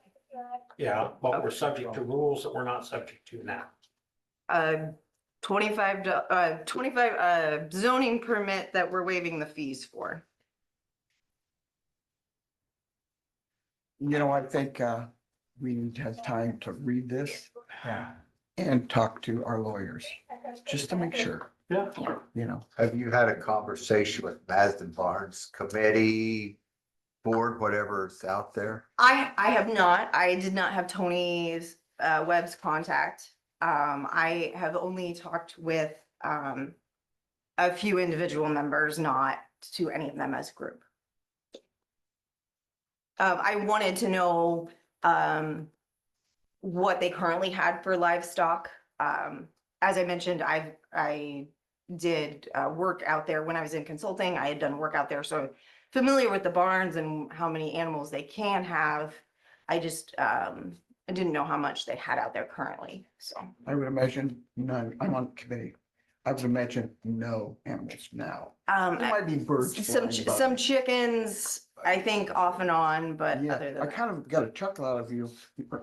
We can have chickens, but not male chickens out there. Oh, I left that part in. I meant to take that part out. That one was meant to stay in there, sorry. Yeah, kind of what a farm's about. Yeah, so I did copy that from the city first, so I did meant to take that part out. I will cross off. But to your the question, if gender. there are no horses or cows, you know, when we have the babes in the barns, sometimes we have horse things there, but Yep. they're only just there for bring them in Saturday, Yeah. leave on Saturday, Yeah. or maybe Sunday. Mhm. But That would all not be there. many Yeah, Animals at all. correct. Yeah, Thank goodness we don't have a Canadian geese, or they'd be all over the place. that's just on the other side of the, I that's on the other see, I side. Go out Pleasant Plain Road. Yeah, well, no, I was gonna say the hospital pond, but, Well, this is huge. oh, Pleasant Plain Road, yeah. Anyway, but my opinion is we take time to read this, Mhm. talk to Chauncey and then proceed on. No, I don't disagree. Again, I think. I'm not speaking for me, but as far as the development and everything goes, I think that's all positive. Just, I have some concerns about seeding control, if you will. Yeah. And it's not because I think that the city, and I agree with you, Melanie, as far as partnerships and working together and all that. But I could see, and maybe I'm really being melodramatic and I'm not intending to be, but I can see 35 new homes there. And I can see people complaining about the noise and the dust and the things that go on there different times of the year. And frankly, I can see the same thing, because that's what I mentioned to Sean, because we've not had a campground up there on that plateau. So all of those people that live there haven't experienced that really as of yet, which also brings into consideration, there's going to be a lot more heavy traffic on that road. But Lee, as a county supervisor, you represent the citizens of Fairfield as well.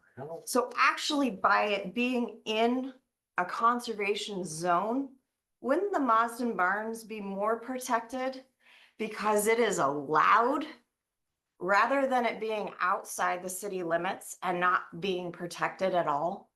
Until another city council comes in and changes their mind on how they want to do business. Okay. And, we can't restrict a future board from Mhm. making decisions regarding ordinances. They can, in fact, to be perfectly honest with you, it's the same thing, only different. We're looking at our nuisance ordinance. Mhm. We've talked about repealing it. We've talked about revising it. And we are technically a future board from when that ordinance was originally passed. Same situation exists for any potential new city council members that, you know, that come into being. We can't restrict those sort of things. I don't disagree with you in principle. And I understand the fact that we're surrounded by the city if this development, you know, if the annexation occurs.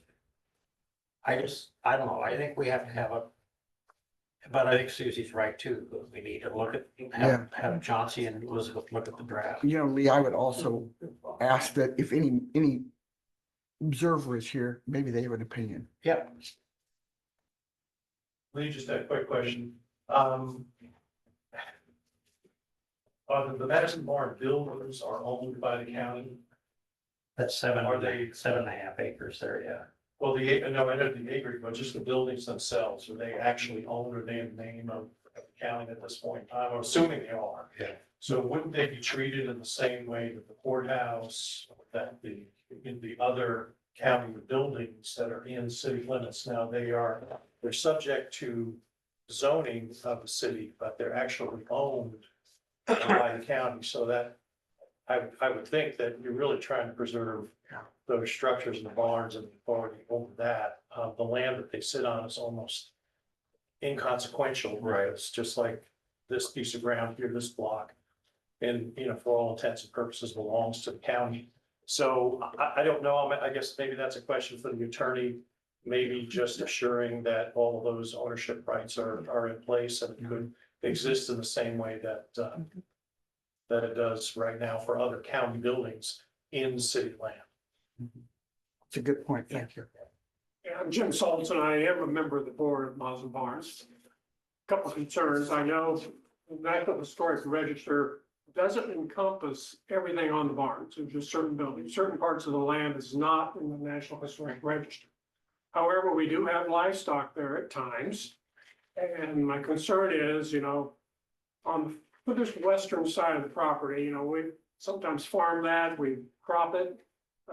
Maybe later on down the road, we might want to fence it in and have some livestock there long-term down the road to encourage, you know, tourism and things like that. And that would be a concern with us, that you could say, well, no, you can't bring any livestock in there, and that would be a real concern with us. Because that's, our intent was to highlight farming and the transition from horses to machinery and encompass the history of farming in Iowa. So, and then the other question I have, where does the actual city limits end? And do you go on the other side of Highway 34 as part of the city? I mean, is like the new hotels that part of the city limits? Yeah. Okay, so that's my concern. So the DOT building is in the city limits and all those are that, so. Yeah. And so where in the law does it say you cannot have an island within what part of the code? Is It's that? it's in state code. They won't let us, it's in the state development code that we are not allowed to annex property that creates islands. Okay. But this was created years ago. Well, it's actually not an island until we annex the FIDA property. I guess I was thinking none of us were here before those barns. Correct, So correct, I yeah. just thinking, you know, I can remember one year the kids planted pumpkins. Do you remember that? Oh, yeah. You know, they do a lot. Yeah, yeah. And to Jim's point that future changes aside, that we can't promise, no one's ever gonna change. That what I have written in here allows for up to 15 animal units. Without the Board of Adjustment approval, up to 50 with Board of Adjustment approval.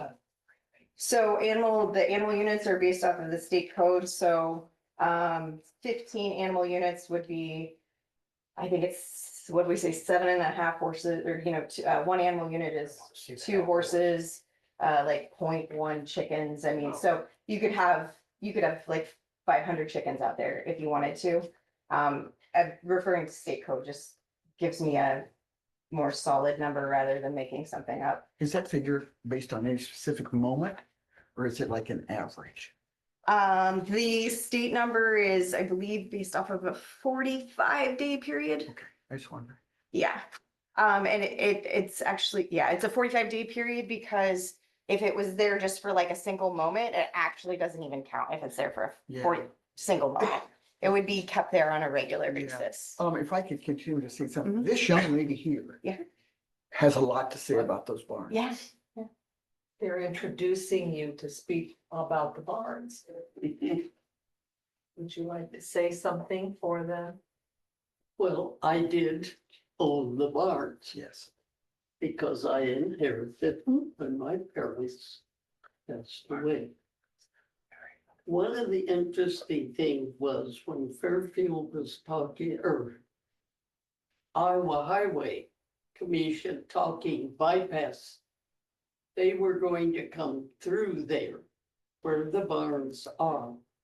All at once, they came and they told me, we found out the history that has, and we're going farther south. Yeah. And the county now owns barns, right? We're responsible for the barn. And I want it to continue to be that way, if at all possible. Absolutely. No, and Okay. I just thought we don't have, we No. have history here. yeah, no, and I guess I don't understand, and maybe Ed help me out here, is I don't understand where anyone feels like the city is trying to take away that history, take away that ownership. Ed, emphasized the city's part in the bypass discussions as well. I guess I really don't understand why this has become the city is the big bad wolf just because we're talking about annexing this. We care about that property. It's important to the city's culture as well. I don't understand why this is a city county fight here, because we want to preserve this. Just because I can't guarantee what a future council is going to do does not mean that the city doesn't want to preserve this. The city and the county has different views on zoning, yes. But the city sees zoning as a tool to preserve this, not as a way to harm it. And I think that's the only difference I see. And maybe from a perspective is after you read through this and you think about what sort of language that the county's legal team must put in there because we have the same intent, but we may just not think of all of what you may be thinking. Put it in there because we want it to remain business as usual for the county and allow them to do as they please, but in such a way, we have to craft it in such a way that it remains in effect as law so that it can't be touched. In other words, a future supervisor can't touch it. Yes. You guys can't touch it. Right. I can't imagine, we've had worse things happen, but I just can't, with the culture of this community and the history of this community, I can't imagine that it would. And it's on the National Registry of Historic Places, correct? So that's another piece of those things. Well, Lee, I would like to sit on this and read it. So. How can you sit on it? I'll give you a second copy, Susan. He needs one to sit on. He said you wanted No, I said we. Okay, so on the historic places point, the section 80, number 3, 1708, that I couldn't figure out what it was, I looked it up. That is the unsafe building section, saying that when a building is, dilapidated to a certain level, that it has to be torn down.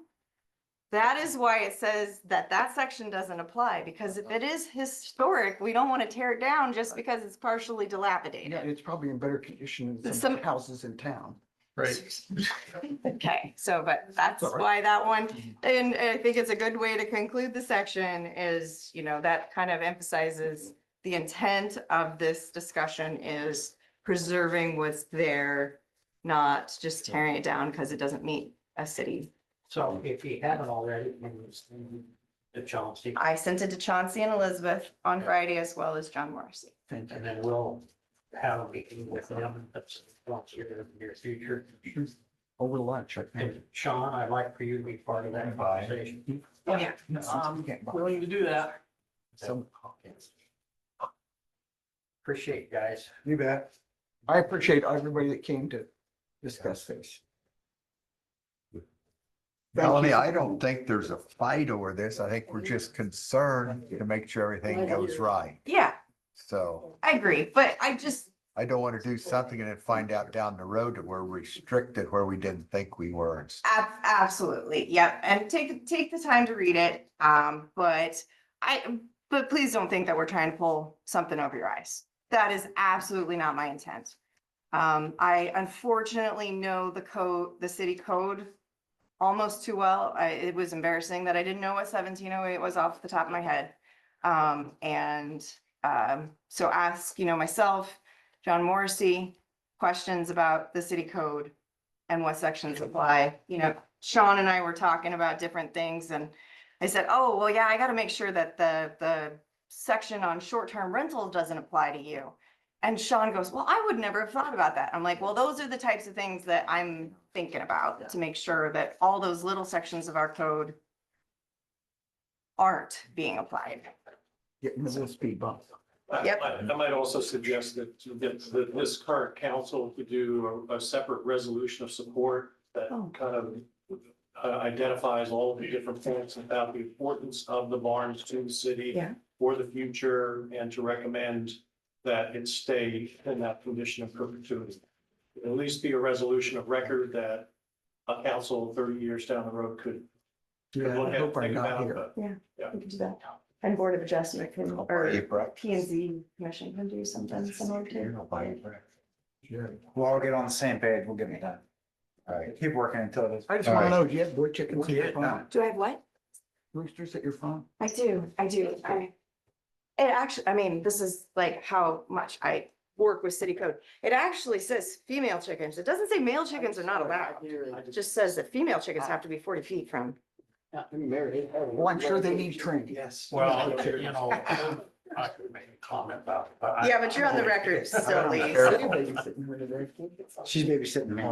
Well, see ya. Thank you. Right side of my brain.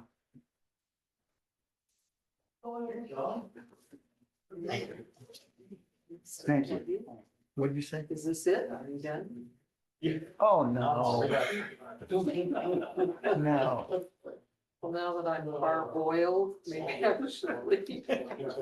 No, wait, open the window. We turned the heat off. Dwayne opened the window. Yeah, Dwayne did that. We didn't know it opened. you should know that the three of us. Well, I was holding my breath and it didn't fall. The three of us generate a lot of hot air.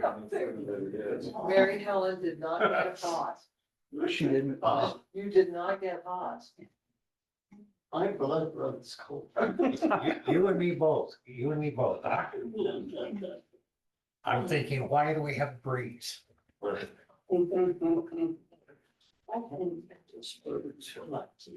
Do we need a break for you guys? I'm good, I don't I'm know about. good. Okay. If you want a break, take it. No, I don't need a We'll break. You just guys are go the ones on. that usually need a break.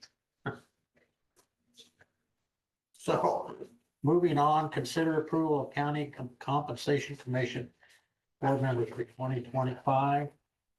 I thought we did this, but we have an opening because Joe thought it was necessary to leave and assume his new role. Right? I guess if you say so, you're the chairman. I did reach out to Dee Sandquist. She's willing to serve in Joe's capacity as an agricultural entity in that section. She asked how many times they meet. So they haven't met. They haven't met in I've been years. there, yeah. Yeah. So I would make a motion to add D. Sandquist to the owner, operator of agricultural property, the compensation commission. To, not that Joe is replaceable, but to fill Joe's. It would be, are we completing a term or or is there no term? They're just. I don't think there are any terms on there. Yeah. Every Replacement. And then just approval of the interim. Okay, and then, so take one and then the other, or just do it all at once? Whatever one try to. So appoint, D. Sandquist to the, County Compensation Commission, and in the owner operator of ag property, section, and then a motion to approve the commission as currently constituted. I'll second that. If I'm allowed to. I'm gonna ask her to repeat it. Well, do we have to have in there remove me from the list or I'm automatically gone? Okay. You're gone. Shh. Quitter.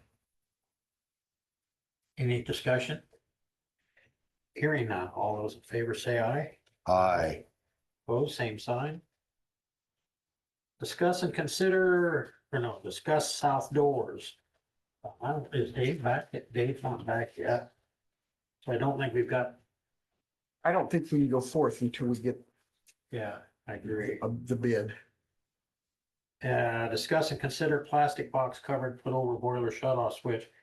We've evidently, on occasion, inadvertently been hitting that switch, and that's why we come in and the boiler shut down and it won't restart without going and tripping some reset buttons and whatnot in there. I talked to the folks, a couple of gentlemen that were here working on the boiler the other day, and they were still here when I got here, so I went down, sit down, talked with them. I said, hey, we spent a lot of money on this boiler. Why is it not working? And they explained what they thought the problem was and the steps that they go through to reset buttons and all of that. And so I don't know if it was the auditor's office or somebody on this line on the button, but might ask Dave to procure a plastic box, not one that locks, but a box that keep it from inadvertently getting bumped. What kind of money will that cost? I have no idea. I'd have to ask. We Dave. probably should see what it's gonna cost before Yeah. we approve. Depends how big it is. $20. I mean, kind of like what we put over the, or got ripped off the wall, but kind of like what we put over the thermostat at the ambulance base, but without a lock. Because if somebody has to get in there to shut it off, I can't It's be the running around trying to emergency find the shut-off. key, Yeah. because it is the emergency shut off. Like if you wouldn't want to go to the boiler, that's a way to shut it down, so you don't have to be in the room. So yeah, especially if the boiler's going. So to avoid the, we're gonna be able to shut it off. So Yeah, it's kind of like, it's the same thing as the gas shut off pump. They won't put them out by the pump. So to speak. So, hopefully, Dave is feeling better and will be back with us soon. So we're just asking to get, okay, You know, I just think we should look into the price of it, because, we could have a gold plated one on there. Maybe well, that's true. We could have ones you can't see through, so you wouldn't even know it was there. We could put flex tape on it and then it'd never leak. Okay. Do it, what do I say, the shade tree mechanics way, just get in there and tie the wires together and eliminate the button altogether. Well, yeah, you do that. Public comments. I'm just here for our local library. I know that there's a whole lot of information on a much larger scale than we are in our small town. That libraries are becoming extinct, but we know that that isn't a fact here. And we very clearly do comparisons to like-sized populations, and what Alex has said about our numbers being way above and beyond is accurate. So I think that we surely want to maintain these services. And it goes beyond, I mean, It has become a safe place for people, for kids who don't feel safe at home to come and spend the evening, or people to get in on the weather.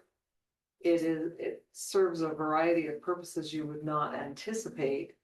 And with that, and with the goal and the strategic plan of the library to continue to enlarge on our offerings, and to definitely survey our populations served to determine what is needed.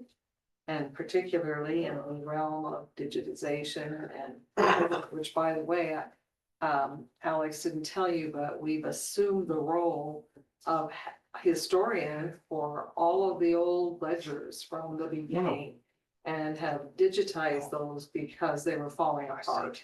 You know, so that we will have that for anybody who wants to go back. So we have to try to find the monies and allocate on an annual basis to do a little more and a little more. So there are just so many avenues for that. Yeah, That's it. you know, Johnny, I would also say, I've heard recently they, if you want to go to the libraries on Thursday at 4 o'clock, they have some young folks who will train folks like us how to use their phone Oh, or to fix things. I should have said that. So these guys are gonna go. Good. A huge part of what's happening at the library that I think was a big surprise over the last years for all of us is the amount of education we're now providing to people. I don't know how to set up a Gmail account. Yeah. I don't know how to obtain this information, get it printed or whatever. It's enormous. So we've had to anticipate those needs and do much more education with the staff, because they have to be able to intervene. Oh, And it's actually to the point where we wish we had the dollars to be able to have an IT person available, because everything is so heavily used, and you can go in there and see all of the public access computers, those for children and those for adults are busy. They're busy, as are the study rooms and everything. Did you guys ever get? I don't know whether it would have been Ross, or whether it would have been Judy. In the basement of Walker's Office Supplies, there was the old, years ago, I think it's called Fairfield Tribune. They were all in hardbound, huge hardbound. Records or. Well, they were just newspapers, the daily or the weekly newspapers. I mean, back to the 1880s and stuff. Oh, gosh, I'm not aware of that. They're in the basement if unless Ross has turned them over or somebody. Mhm. They're in the basement of Walker's Office Supply. So you go down the basement, turn left, go all the way down. Got to go left again, and then left again, and back in the back, they were all stacked up on an old desk or podium or whatever that was there. And I know that when they were discovered, and Ross didn't even realize they were still there when we discovered them. And I don't know whether the idea was to donate it to the library, but I don't know if you ever got. We'll check on that. We can get back to you on that, because now we don't have Ross and we don't have Judy either. Right. And but we have you still. Yeah, and those, I mean, it was interesting. First off, for me, it was very, if you read those, the way that they wrote back then, the things, I mean, it was, it was fun, and they're full. And they're very delicate now because of their Right. age, but they are hard bound, so. I will check on that. Jake would know over to library if he got them or not. Oh, I will Yeah. check. There's an easy way to find out that part. Yeah, yeah, because that would be another thing, to be certain that we got digitized. And if you need, I can, if they haven't got them or whatever, and you want me, I can go down and show me exactly where they were. Okay, well, it sounds like a bit of a maze. Well, it is till you've traveled for 33 years and you're kind of familiar with it. Okay, thank you, thanks for that tip. Yeah. I'll find out. Committee reports. I have two things I forgot to Oh, okay. mention to you guys. Just a second, Chris, just a second. As part of our chip seal project, we have to maintain the survey monuments. So I've asked the 3 local companies that do surveying, they do property survey to give us quotes for that. There's about $100 to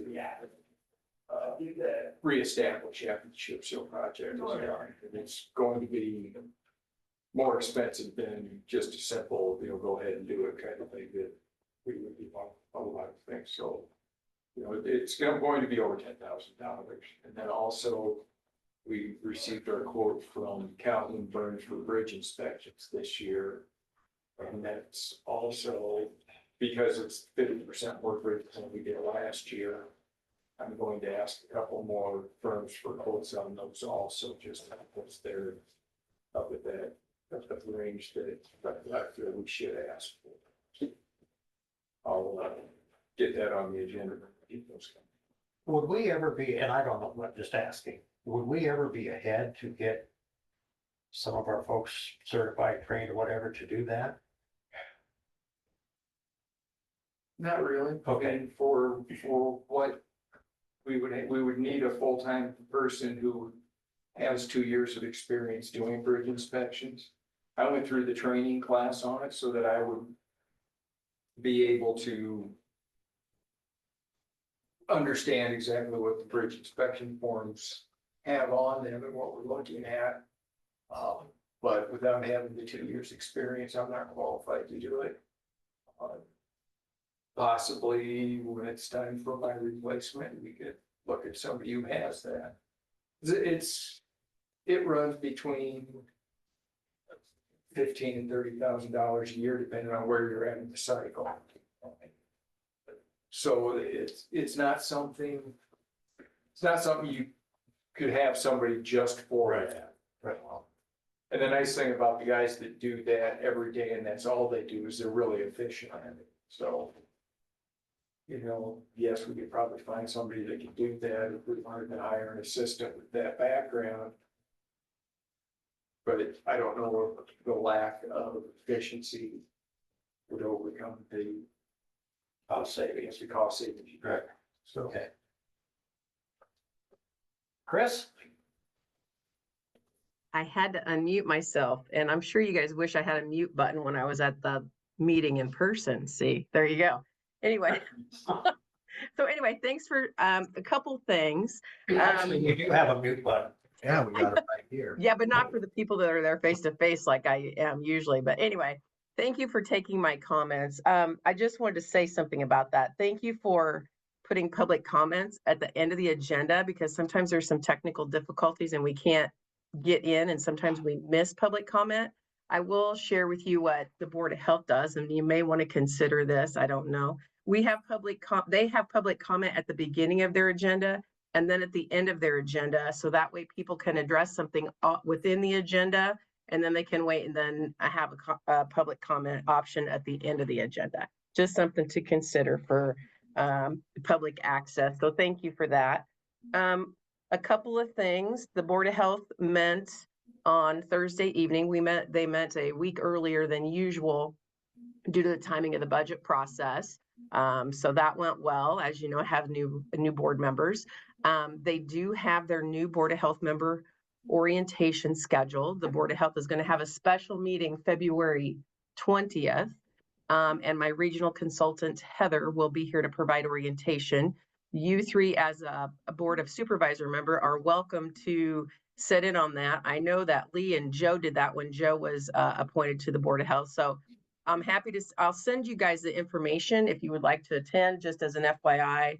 There may be some information regarding regionalization or district health departments that you may want to hear. So there's that. The other thing, I wasn't at the meeting last week, the supervisor meeting. Who is the supervisor that's in charge of the opioid meeting? Susie. Okay. All right. Okay. I'll reach out to you later after that, after this meeting. So thank you for that. The other thing, I'm going to submit the Board of Health's budget for the public health portion. There was a lot of discussion about wages, the increase, potential increase in salaries. I'm I'm gonna say this, I would be remiss if I didn't say this as a department manager. I'm gonna strongly advocate that the Board of Supervisors consider the full compensation board recommendation. As you know, the Board of Health historically has followed the compensation board's recommendation. There's been a couple times that there's been outlying increases given. However, when the directive was given that no raises will be given in FY25, the Board of Health takes that very seriously and they follow suit. So I'm just advocating on behalf of the health department that you consider that full compensation, because unlike some departments, the health department did not receive any change in their salaries. Other than that, do you guys have any questions? I appreciate your support. Joe and I had a conversation the other day about a couple things. He was at our county emergency preparedness meeting. So that's kind of one of those unofficial county meetings. So thank you for your attendance, Joe, and that conversation. Anything for me? It's a lot of information. I talk a lot. That's why I have a mute button when I'm on this Zoom. Anyway, is there anything you guys have questions on, or the Board of Health doesn't have their specific agenda set forward for their meetings. Like I said, they're going to have a special meeting in February, and maybe with all of the changes in the new folks and some changes in environmental health, maybe they'll meet monthly for a few months. Because it was a long meeting the other night. I didn't get out of here till about 9 o'clock, and I know everybody's tired, and it's a volunteer board, so it's a big commitment. So. Any movement from HHS? No, the only directive we've been given is that the expectation from the state is that local counties will continue to fund health department services, regardless of the structure, whether it's regional or district. The expectation from the state is for you as a county board of supervisors to continue funding. So a lot of the changes are going to be administrative changes and fiscal changes as far as how grants are administered. So like you'll have one, like it'll be similar probably to our emergency preparedness. Like we have a fiscal agent for the region, and then we do all of our invoicing to that fiscal agent. So then the state doesn't have as many fiscal contracts to manage. Like right now, everybody has a local public health services grant. Everybody has an immunization grant. So there's a lot of administrative and fiscal components that go to that. I wish I had a magic crystal ball and could tell you, but I don't know. Well, I don't, obviously, I don't either. The thing that concerns me is that when they go to these districts, that the state will mandate a specific amount that each county has to contribute to that fiscal agent.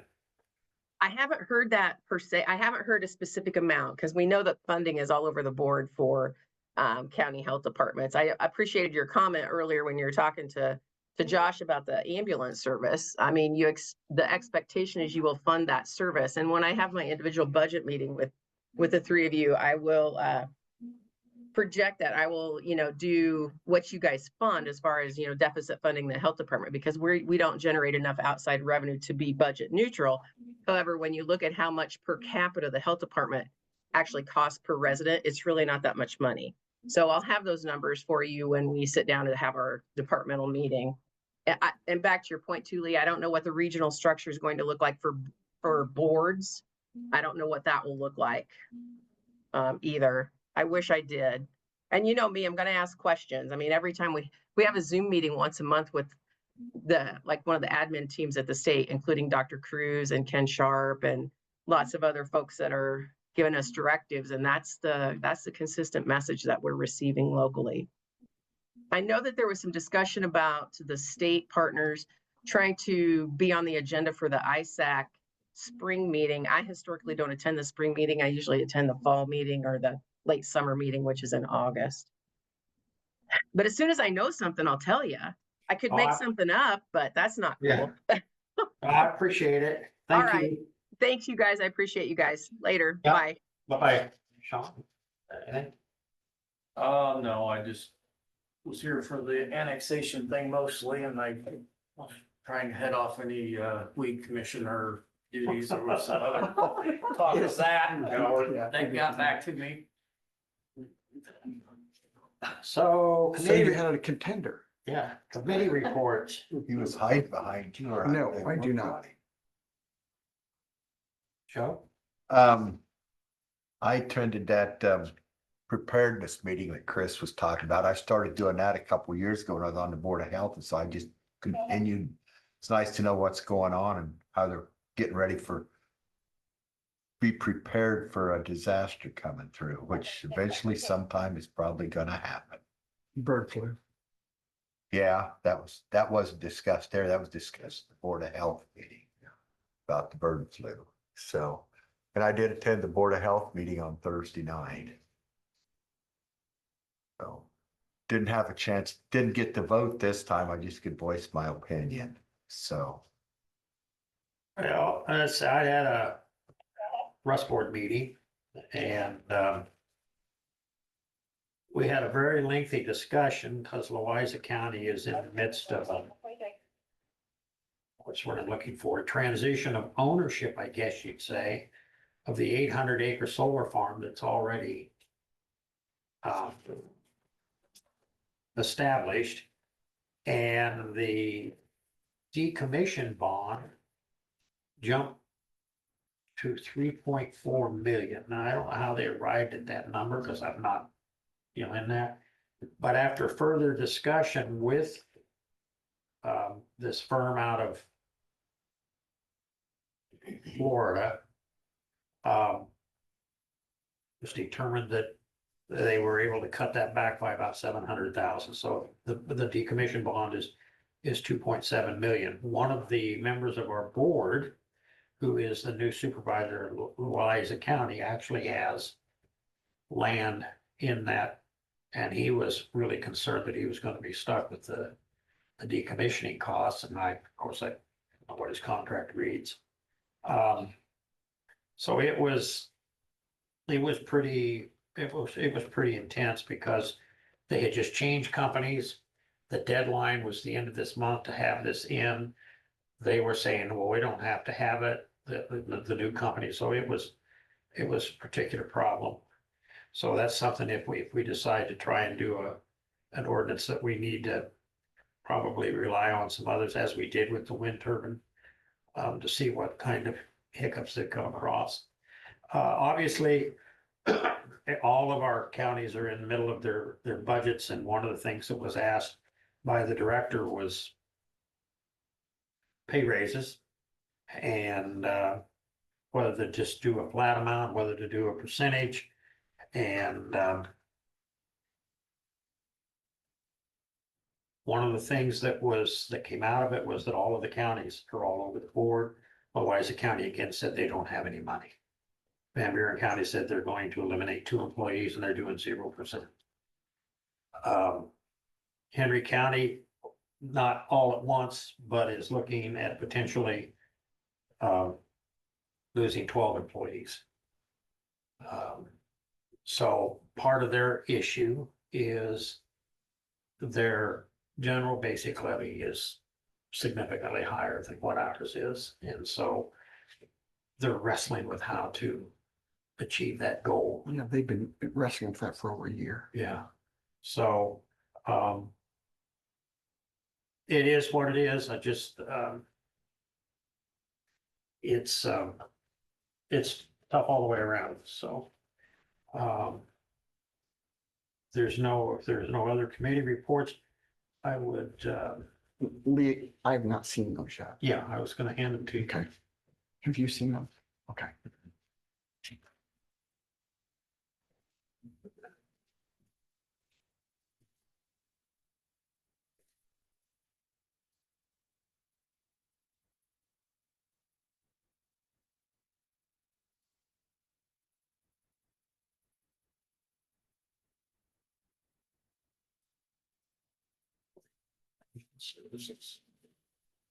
What is that? Oh, I know what that is. Lucky Jack.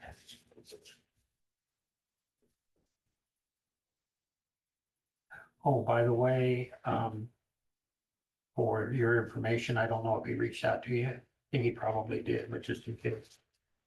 Ray is, those initials, Yeah. I didn't know that. Ray is doing double duty right now. Just Today's date. Okay. For Walpole County's Veterans Affairs Office as well as ours, so. He'll be gone a couple of days a week.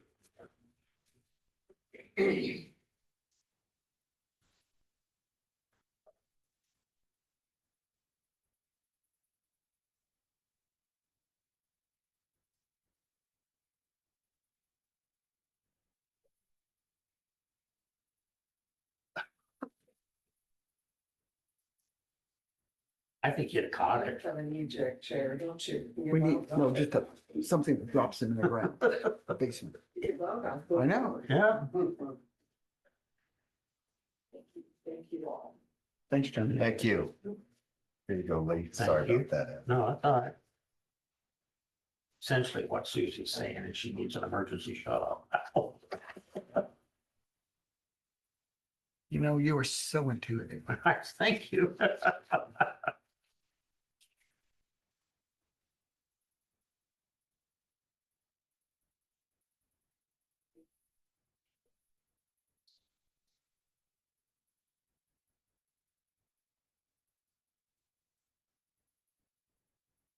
Oh, we really have a big month in the auditor's office for big week, 75 cents.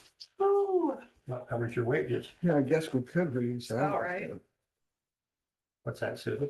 Oh, nothing, What? nothing. What'd Am you I say? getting that?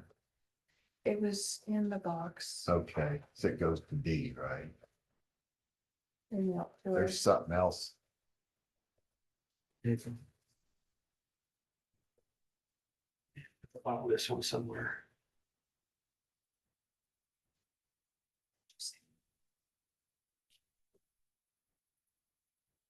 So there's an element of truth to a joke. That's right. Mm-hmm.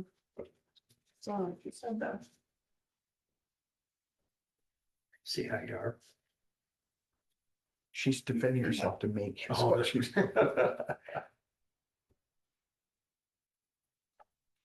Christy, how do you like your job so far? All right. Good. I, for one, am very happy you're here. Thank you. I hear you put a cow guard on your SUV. Gotta do what you gotta do. Actually- did? No. Actually, they're called cow guards, but in your case. Dear. Deal. All right. Thanks, Sean.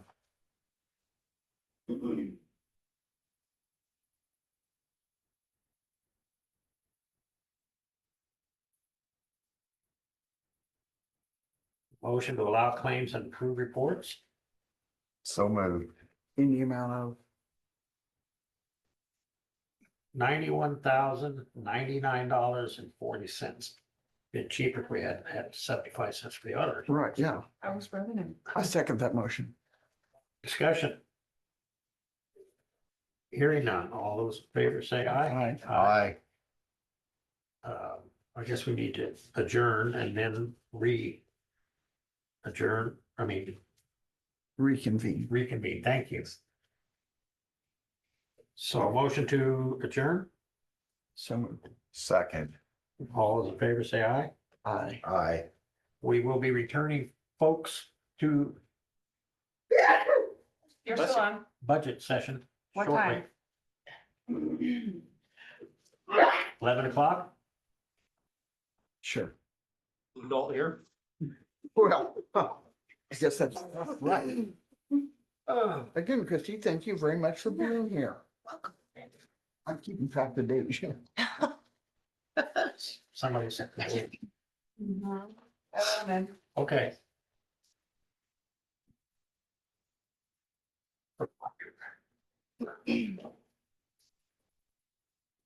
Did he give you this morning, Lee? Huh? Did he give you?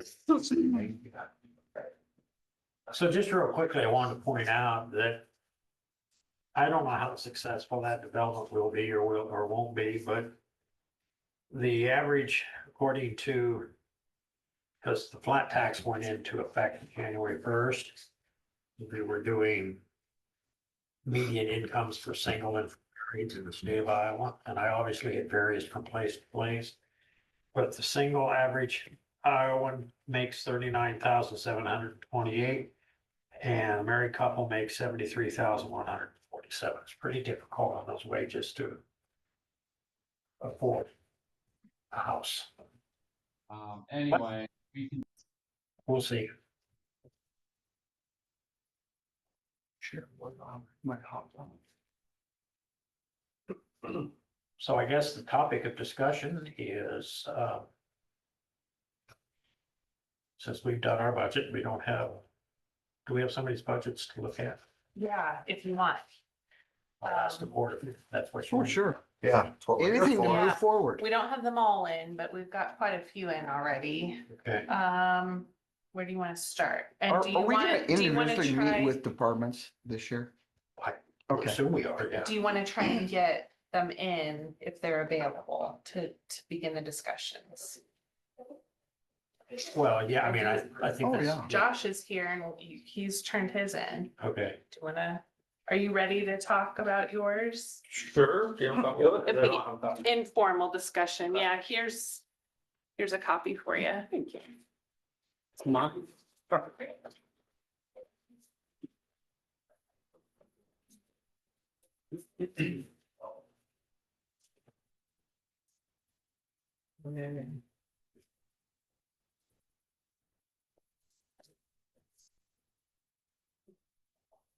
So this is my first time doing a big budget like this, so.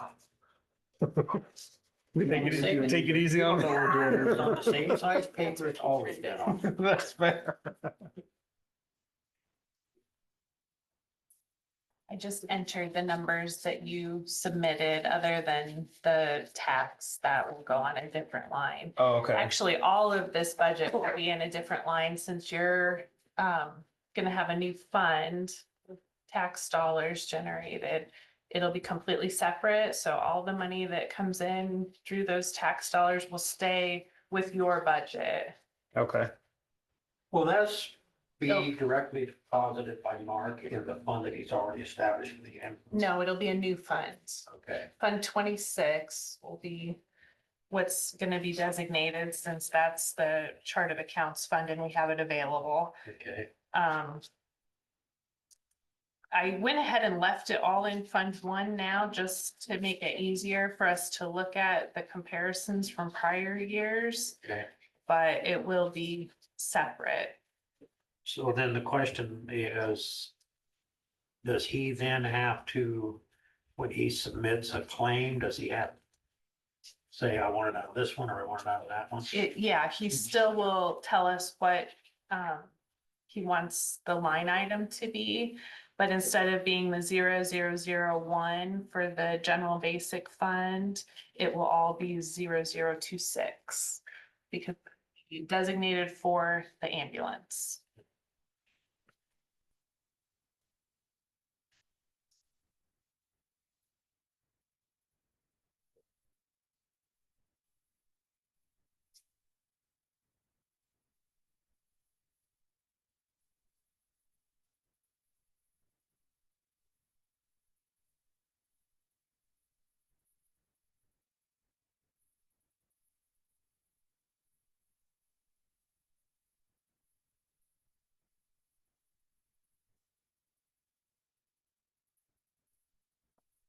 And if you do the 75 cents per thousand, that'll generate just over $800,000.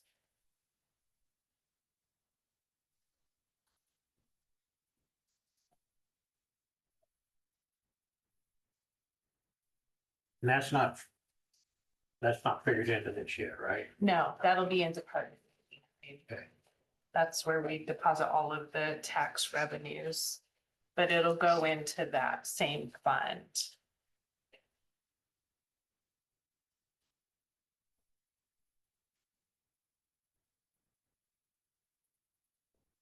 So then that would come off of the 831,407 that we're showing a negative at the moment. Oh, yes. Okay.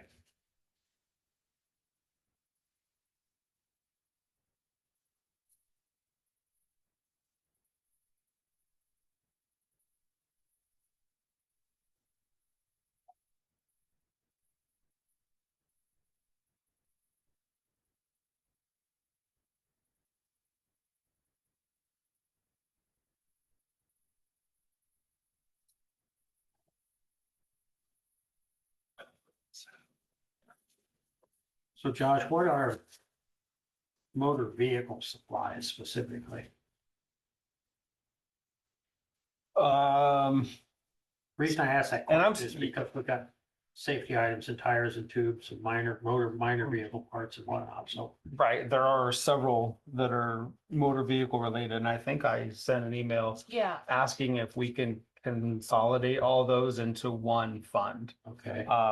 And if we have to, I think there were a couple things that we have to keep separated. Yeah, well, it's showing up on there still because there was some actual expenditures out of some of those lines, but as you just continue to use that motor vehicle supplies line, it'll just work its way off. Right, so I'm, for the most part, and my brain doesn't work perfectly all the time, but I've been doing everything motor vehicle out of that one line item. So whether it's oil changes or tires or inspections or whatever, is all coming out of that budget. And he had asked me about that, and I said that it seemed like you were indicating that you liked having fewer lines. So I also I like think, having. yeah. Because Yeah, when I sit there and I get this sheet out every day, or, you know, anytime I fill out one of those little yellow forms, and I'm like, okay, it's this one. And I made a little cheat sheet, but it doesn't have them all on there, but just to simplify. If we drop down 4 lines. The minor vehicle or Yeah. minor motor vehicle parts, Right. yeah, So that number will go away and it's in the 30,000. yes, What's in the? which I believe it has already. The 24-25 has a 0 budget on that line item. Oh, I see.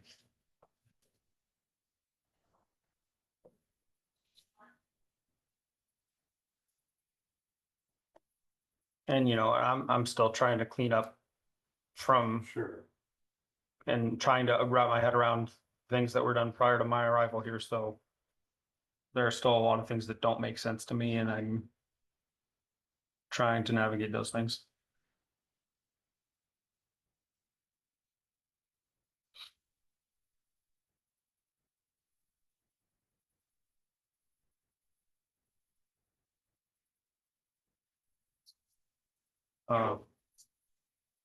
Other equipment, the 27,800. In my mind, that's where I plan on going with that, is moving forward to where that is just the stuff we need internally for the base, like toilet paper, basically my Walmart shopping trips. And if that's wrong, please tell me, but Where's that at? um, Stationary? no, other equipment.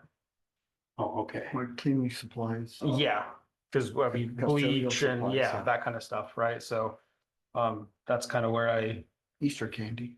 well, we can't buy food No. with the Walmart card. Oh, really? That's what I've been told. I asked for Halloween. You have to be able to prove the public purpose for it. Then you've got a new And the one here auditors for, don't like that. you got a new line here for office equipment and furniture, $1,000. Are you anticipating needing something or?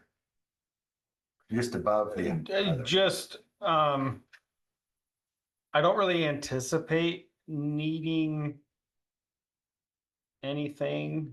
I know we have a recliner in there that's questionable. At base, that it sounds like it was broken at some point, shortly after purchase. But First we heard. oh, well. I think it has to lean against the wall to stay upright. So, I've had those. He's before, talking about the chair. well, the person needs to, never mind. It might apply here. Anyway, but I mean, as of right now, no specific intent. Okay. I just seen it was just something newly added. Yeah, well, I mean, yeah, and I bought a couple of bookcases when I first got here. But other than that, like, oh, and I bought some wall lockers for more staff, for full-time staff, but other than that, Instead of bookcases, you could go to any dumpster and get boxes. just stack a record or milk crates up there. Yeah. Unfortunately, I don't know how much of this stuff that disappeared out of that office was actually. Which, We'll never know. right, yeah, There you go. yeah. I mean, we won't- But no, again, as it stands right now, I can't think of anything specifically that I like need. Okay, So it's more just, just what are your thought process? If you had something specific. What you got? What's other equipment? just internal stuff we use like soap and bleach and Oh, the George. Yeah. Yeah, good. Walmart list. Should our. Cause you've got 20,000 budgeted for medical and lab supplies and we have spent nearly 50. So, yeah, and that's a little misleading. On the medical and lab supplies, so we got that $21,000 donation. For the Thanks. Lucas device, Oh, okay. for the CPR device. When we purchased that, it came out of that fund, but that should have come, I mean, that was basically that donation money. So that is a little bit deceiving there. Which one's that one, Josh? The 29,100, the medical and lab supplies.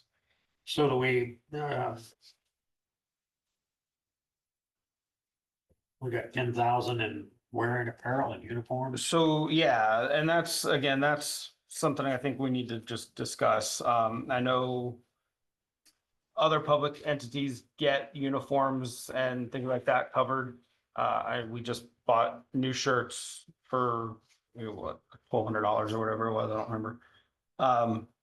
I would like to be able to outfit everybody with winter jackets and it's my radio. You look really confused. Yeah. I would like to be able to outfit everybody with winter jackets. I just feel like that's something we should do. And then, if possible, give like a uniform allowance because, or have something in the budget where if someone rips a pair of pants on a call, they can come to us and say, hey, I need these replaced. Not necessarily just give them, $150 every year just for fun, but to have that funding available to replace uniform items and things like that that are obviously damaged or ruined on a call. The winter jackets, are they being worn for work or Yes. just come back and forth to work? No, it's like a uniform jacket. Okay, so they'll be the reflective. Mhm. Okay. You know, a lot of factories in town have a stipend for if somebody's shoes or something like that. But the biggest reason they do that is for safety. Mhm.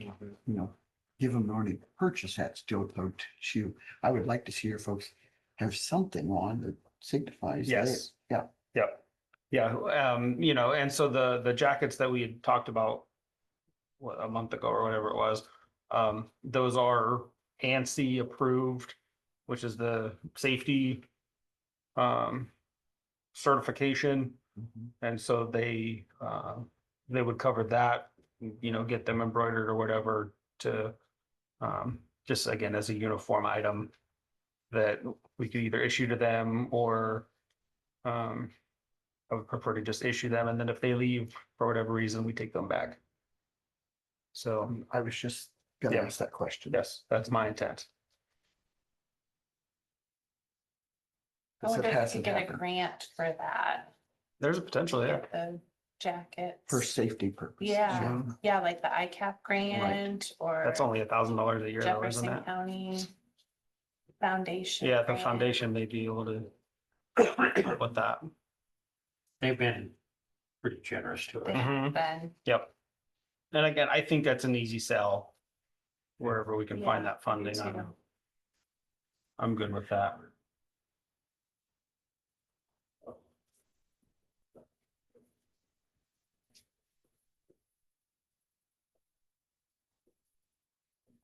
Supplies. $2,500. What is that? That's supposed to be.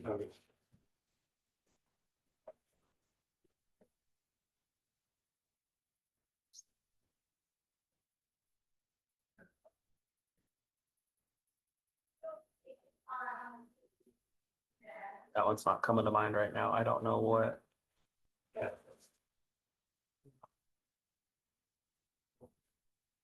Oh, maybe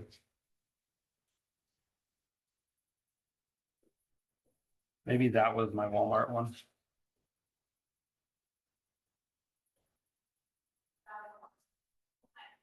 You have a So specific then, limit on that part, right? yes, which is like $1,000.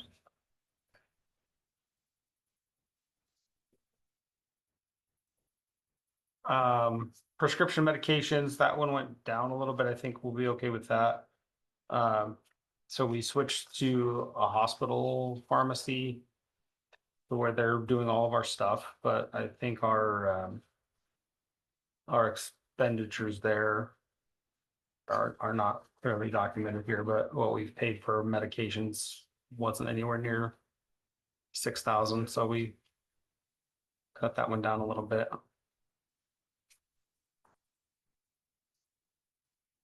Yeah, which I'm not sure, I mean, as I'm looking at this. 23, 24, we had $440 of total activity shown in that line item, Yeah, and we don't show anything for 24, 25 to this point. right. And I reached out to Darcy, I believe, to actually, I reached out to Darcy and the pharmacist to see what we have paid the hospital, and I think it's a little deceiving as far as what we've paid to the hospital, just because when we pay for physicals and everything else, I don't know that they're breaking it down properly, or if it's not being broken down on our end, what that money's going for. And so we got a reply back from the hospital that says we paid X amount of money. I can't remember what it is, but it didn't specify physicals or pharmacy or anything specific, so. So that's where the physicals have been taken out of then. I believe so. Because like I say, we're not showing any activity.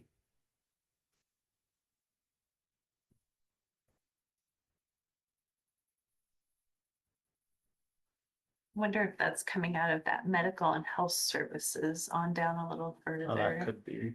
because it looks like there's 2015 out of that. See, and there again, it was 18,000 budgeted and we spent 7 last year. We spent 2 this year. Did they have to go through doing physicals for everybody when they switched from care? Yeah, everybody hired had to do a physical. Okay, so I wonder if that was part of that cost. Well, it could be, but what I'm saying is that. And you know, these are some things that you're gonna have to work through, but what I'm looking at is. Where it goes. We've got 5,000 up there, which you budgeted, and 2 down here.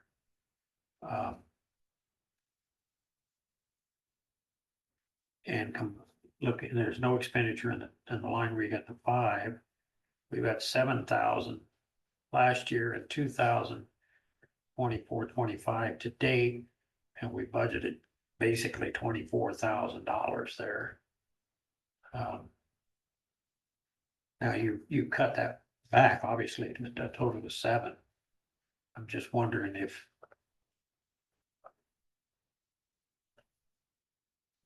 I guess what I'm asking is, of course, in the prescription medicine, is that you say that's our pharmacy? That should be. Okay. So then the other should be our physicals. That's right. That's my understanding of what it should be, yes. And then maybe does the hospital send the bills to you, or do they send it directly to I think they.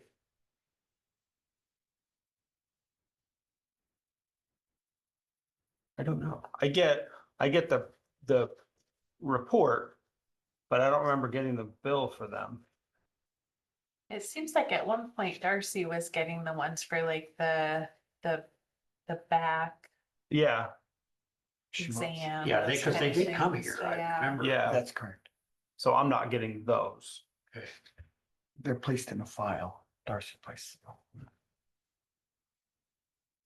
So we probably should give her a heads up what line item you want it to come out of. Mm-hmm.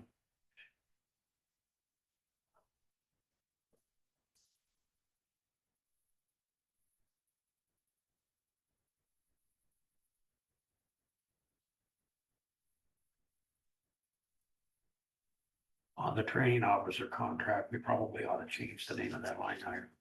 Or just get rid of it. Just put training. Well, and there's a Yeah. there's a training somewhere else too, I thought. Training and education and training. The education and training would be for your employees, like if you go to meetings and stuff. Right. So, And the increase there is and again, it's wishful thinking, to be able to send some of our staff, not everybody, obviously on $5,000, but to be able to pay to send some of our staff to the IAMSA conference every year in November up in Des Moines.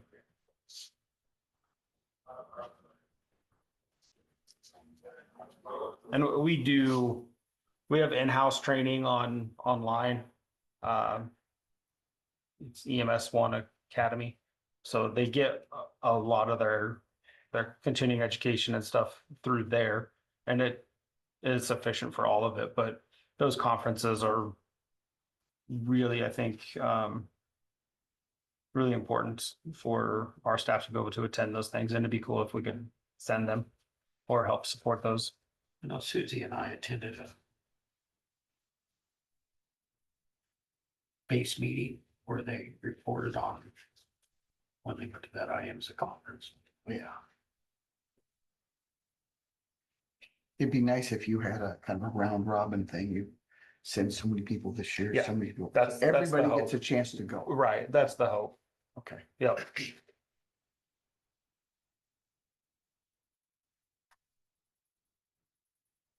Before we talk about medical and health services,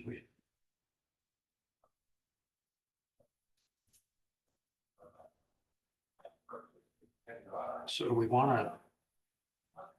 Here we go. Do you have anything in here that you have to do to advertise to secure new employees? I mean, not really. Okay. I mean, if we wanted to, we could put out, we could pay for those advertisements, things like that, I just but like wanted to see how some- Indeed yeah. and IAMSA Yeah. and those publications are free. Yeah, and those are the better publications. I Right, think. yeah, so I think we're good on that. So I want to go back for a second. So you got 5,000 in educational and training officer contract, 3,500. So I think we did away with the 3,500 in yeah, that's zeroed out. Okay, my the bad. training officer Yeah. contract. Okay. Good enough. Yep. This is for next year. You still got it for this year. We still have it for Okay, this yeah. year, yes. So I'll make sure. I was just testing you. Do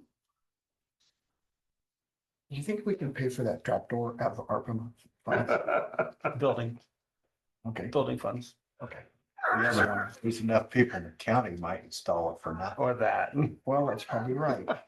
We could take Just don't move the tables We again. can take up a collection. Yeah. And I can tell how I specifically want it done to make a landing software. Yes, yes, lots of padding. Into a secure room. Into a secured room. Oh, yeah. With one of those chairs where the things come over and lock him in. Yes. Yeah. So we have 2,400 budgeted for water and sewer, and to date we spent roughly $780. And I see you've lowered it for the next year. That's a hell of a drop from the year before of 1,585. Yeah, as I went through the last few bills that we've had, and I came up with that number. Okay. I won't pretend to understand how they got the numbers they had before me. Well, and I mean, that's a good number you come up with, because if we say 6 months into this, we double that number, it's just under $1,600, so. I think it's a great number. Yeah.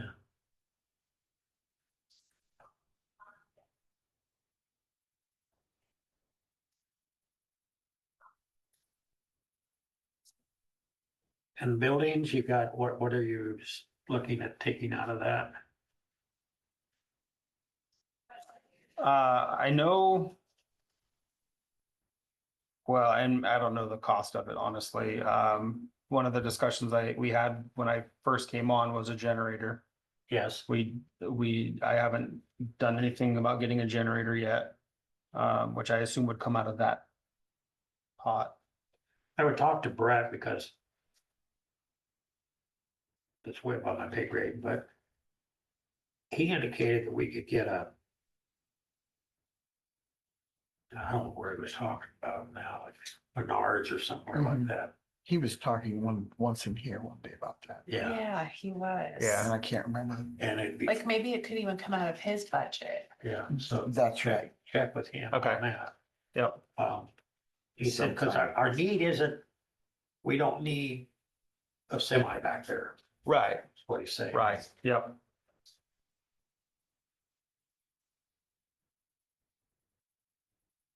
Now, Shannon, I'm gonna ask you a question.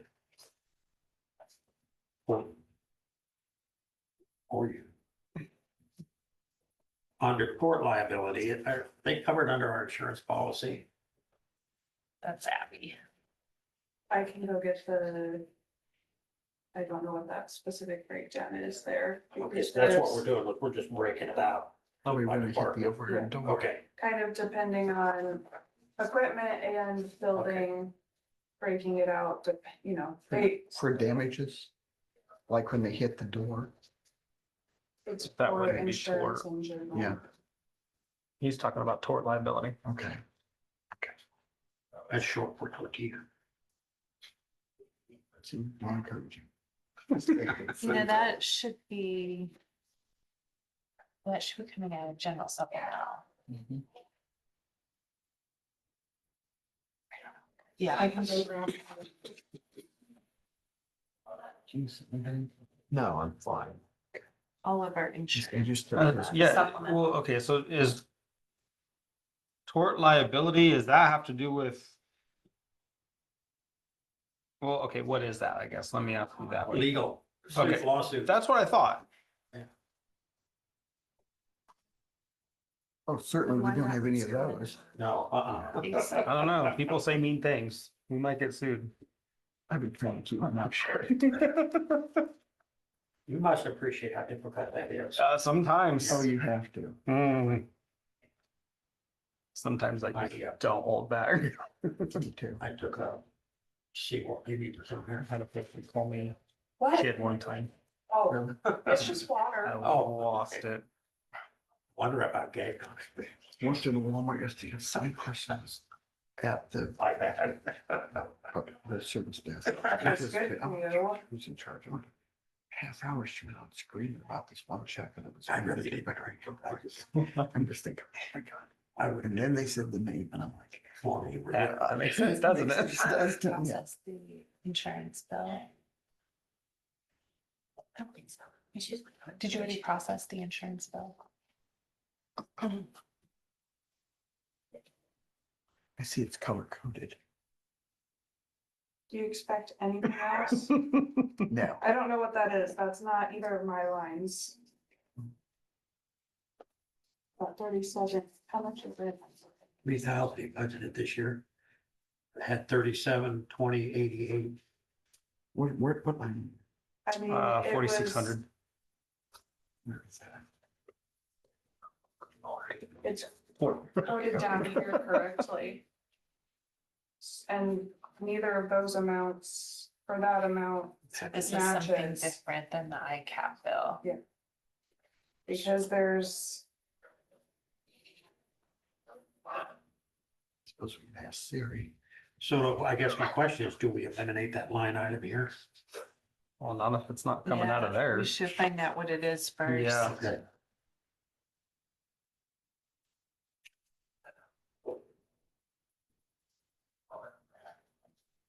I could ask And Siri. Susie, that extermination services has nothing to do with it, so don't even go there. I think we've exterminated enough out there. Well, yeah, that's. But as we're well aware of it, they come back in some other forms. I know. It's like, yeah. What's that whack-a-mole stuff? So down in supplemental, the two amounts that came out, 5,010.94 and 23.24, and $11,974.87 are the two. I don't know what that, Is that what the information technology is? it's. And Darcy talked to workers' comp and they said everything's gonna be about the same next year as it was this year. So I want to, real quickly.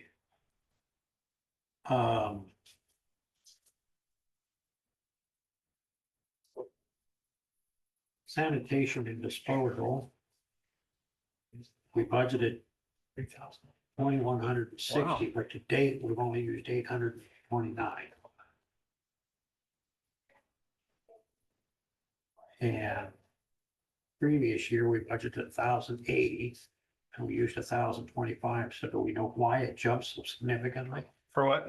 Sanitation and disposal services. And we're not anywhere near the 2,160.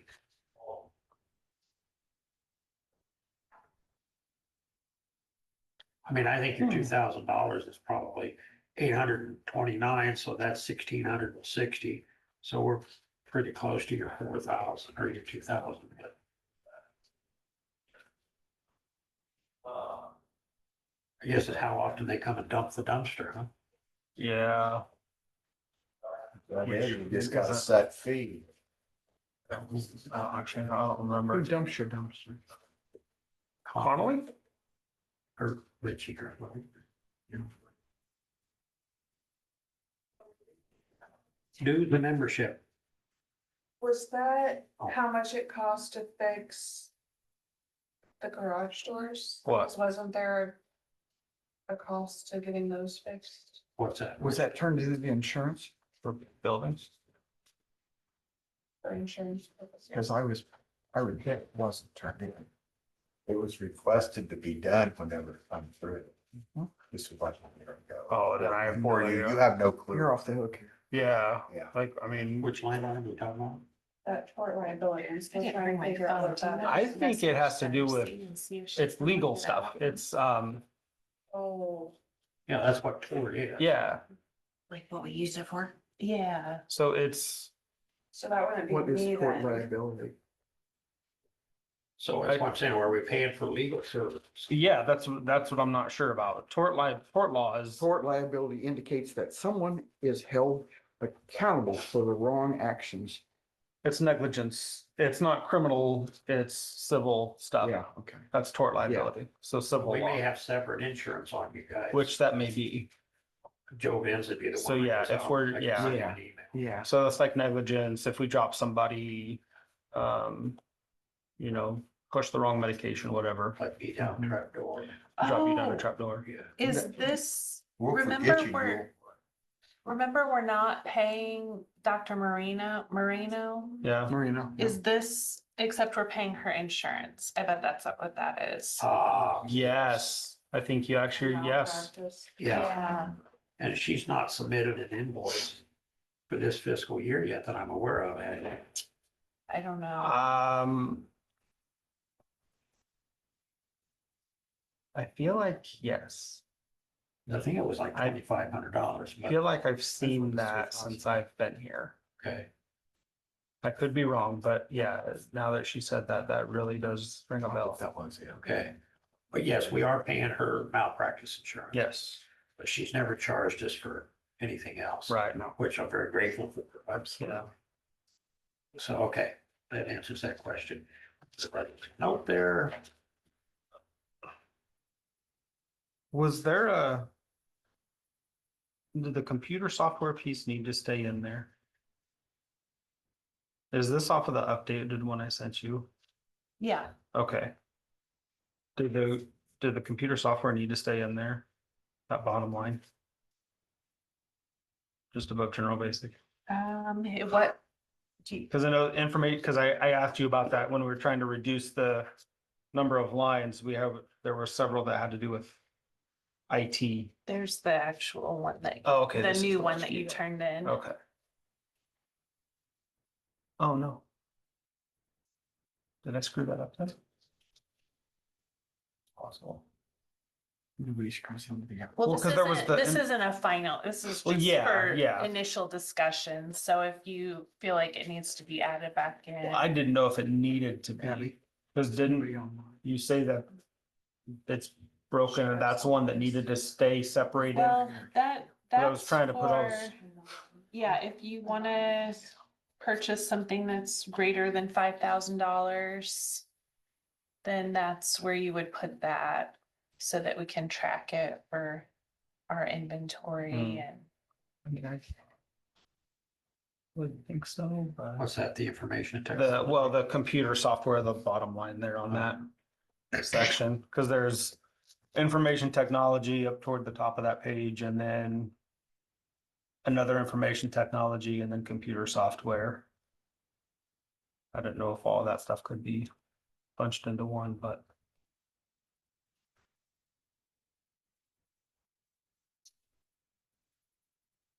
We've talked about that before, combining the lines that are the same. Yeah. Mhm. With this one, Which it's yeah, it's she a little explained it. different because if you have an expense that's over $5,000, we include it in our inventory. So if we could get all of those grouped into the 600 objects, then it makes it easier for us to be able to monitor those Yeah, larger I just switched it. purchases. thank you. Yeah, that makes sense. I'm good with that.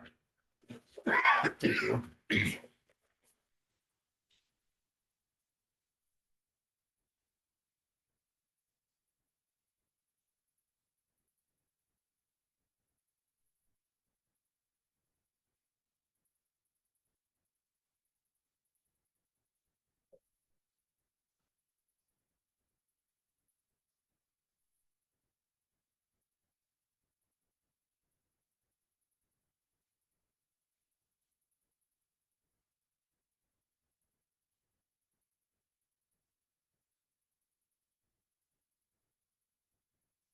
And some of this stuff, I think we'll have a fair amount of leeway. Fuels, I kept that at 30,000. But to date, we've only spent not even 14,000 of that. So, and I really kicked around bringing that down to like 20, but our WEX account has it set at 30 and just for simplicity, I kept it there, but Well, I think you've got some leeway on the I'll do it. motor vehicle supplies too. mhm. But with that, and going back to the ambulance discussion, I don't know all the details about everything. I know that 2016 we have has 230,000 miles on it or something like that. The rear end of that was damaged when it was under the possession of care, I believe. And from just talking with the crew and the people who were around, that rear end didn't get fixed properly. And so it's a rough ride with high miles and everything else. Yeah, they lost their air ride suspension on that.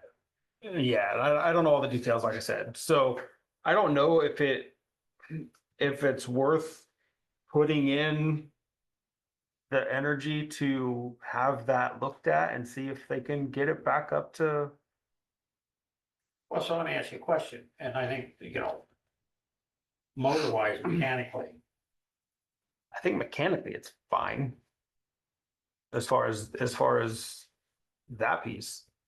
But if I. nobody wants to, I mean, and nobody wants to ride it or drive it because it's a rough ride and I've been in it. So here's the way I would, and I'm just throwing this out, this is not anything that's etched in stone. But I've long been a proponent and I don't disagree with, you know, if we don't need to spend $280,000, then I'm perfectly fine with that. So my question is that and you really can't answer this without having somebody look at it, and I get that. Right. But my question is, I would rather spend $50,000 on that rig to make it usable and runnable and lasting, because on a diesel, 230,000 miles is not that big a deal. Right. So to my way of thinking, what I'm asking is that, and I guess I'm asking the board too, is that we have somebody look at that and give us an estimate of what we need to do to, or if we can, make it, look, we all know that ambulances ride like lumber wagons. Okay, I don't care. Now, I have not ridden in the new one with the liquid suspension. It's a little better, but it's not. I was gonna say, but I have people complain to me all the time about what the ride is, and they've not ridden in one before. The little one that I rode in from Van Buren County to Great River Medical, if blood clots hadn't moved before taking that ride, they certainly would after taking Oh, that yes, ride. yes. Right? So you understand where I'm coming from? Oh, absolutely. You know, when I was in an ambulance from Fairfield to the hospital in Iowa City, William Franklin was driving. I kept saying to him, Oh my did you God, miss, I'm so sorry. you not missed any bumps? Yeah.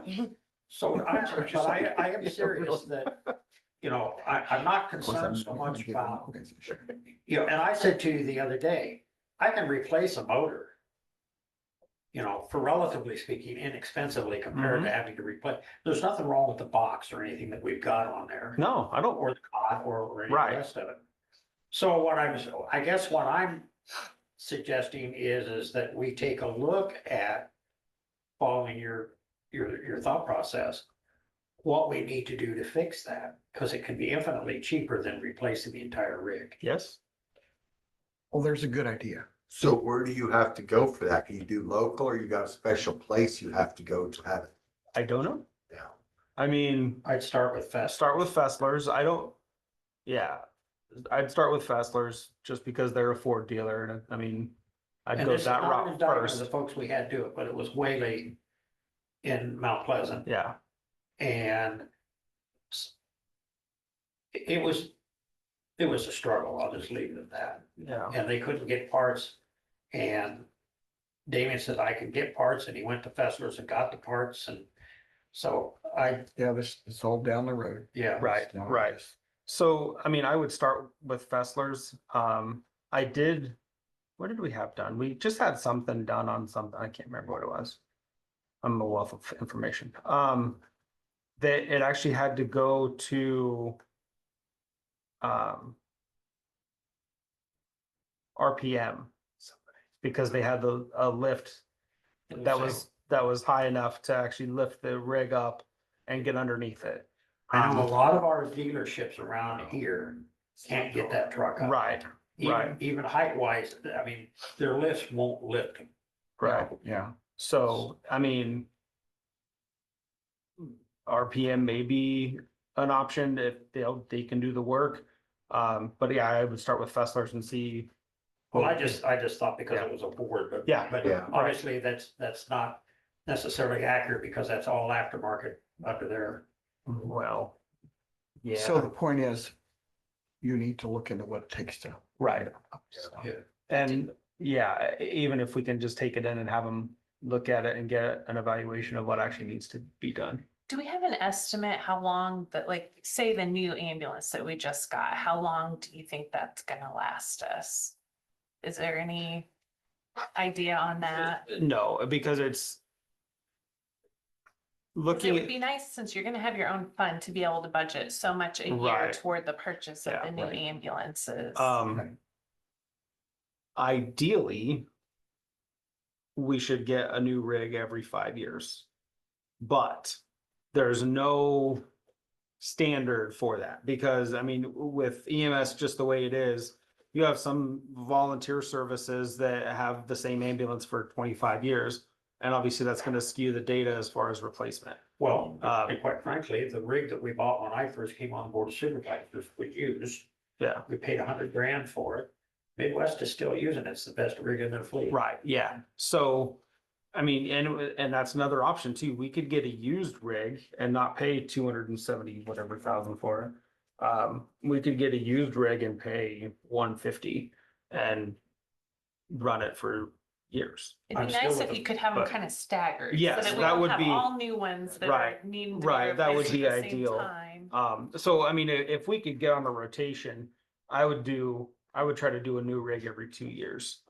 And then we'd just be on that constant rotation, if that's possible. If I we just could, think, excuse me, I just think that, of course, with the newest one we've got, we don't take it out of town much. That can be a blessing, it can be a curse, because it just sits there and runs. And it is gas, so it's not going to be as efficient as Mhm. the diesel. right, And I'm convinced, Joe, correct me if I'm wrong, Susie, but I'm convinced that, especially in these bigger rigs, diesel lasts a lot longer. mhm. But it's just the nature of the beast. So what did we decide we're gonna do? Have him check into? Yeah, I think so. Yeah, I I'll- think- So we'll put that on the, do we need to put that on the agenda? With him knowing it's gonna be on the agenda? Cause it probably would be a significant cost, It would be a cost for Right. sure. which is like, 6 days from now. I mean, once you've got an idea, Hmm. then yeah, I think it needs to be on. Yeah. But talk with Adam or whomever, or. Yeah, well, I'll talk to, like I said, I'll start at Fessler's and see what they can say. I'll talk to Adam and see if he can get in and look at it. I'll look around and see. I don't know, Southern Iowa Diesel, or that'd be more like motor stuff, but Well, who's the gentleman right out west of town? Jason Miller, Iowa Truck Repair. that'd Yeah, be- right next to Fessler's. He does a lot of heavy equipment and trucks and stuff Okay. too. So Just another option. Yeah, for sure. Yep. we got three possibilities right here. Yeah. And if we could keep it here. Oh, I would prefer that. Yes. Yeah, So, Yep. you might have a little more leverage having it local. Mhm. Yeah, I'm okay with Do you that. know how much that 2016 is worth? Like if you were to trade it in or sell it? Best estimates, and again, I've, been looking at all different options. We'd be lucky to maybe get 50 out of it, maybe. well, let's see, our R20 is 5 years old. Or Yeah. 2020. So anyway, you're gonna figure it out Yes, and then we'll talk about it. yep.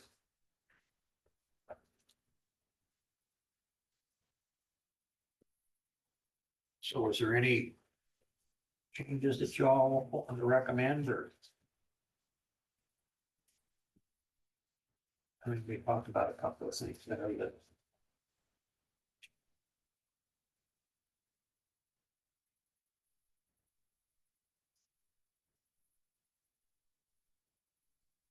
So we have the money, you're gonna do the 3 coatings this year, this is next year's budget, right? Is there a place on here where if you need more training?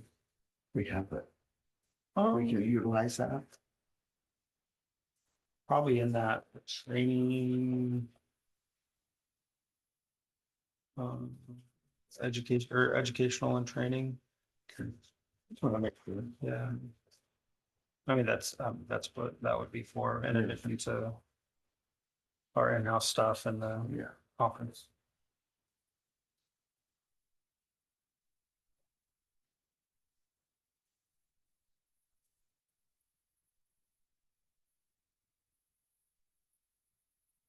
Can't believe why. I can't believe Abby hasn't said a word. I'm big concerned. Yeah. What's in there? She doesn't want to slur her words. I'm not sure when or if this is a good time to bring this up. I've been kicking around an idea for a while now, and I'm trying to figure out the best way to move forward with it. I think it's super important, but yeah, still trying to figure some things out. I would like to start a training program for EMS. I know we have Indian Hills right next door. This, But do they do what they used to do? Are they as good as they used to? I will refrain from making No, I any already- further I already comment know about, the answer to that. Okay. about Indian Hills. You know, good ones. I may or may not still be bitter. However, I do believe that, that we could absolutely initiate a training program, produce our own EMTs and our own paramedics, do it well, and that's the biggest piece of it, do it well, and for significantly less expensive than literally anywhere around. So would we help Van Buren County, like, let's say a high school kid down there? We absolutely could. It wouldn't just be Jefferson County. I don't want to pigeonhole that. No, However, I think that's a really good idea. I mean, Because you've done it. You've done it. yes.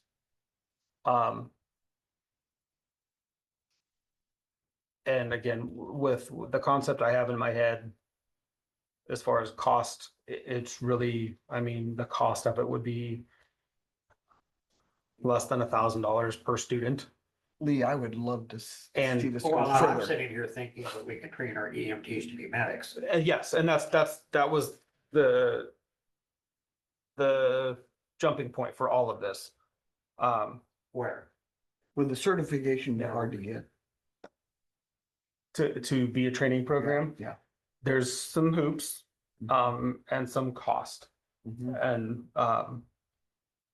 And it's doable, but the route that I was trying to go isn't quite panning out the way I'd hoped it would.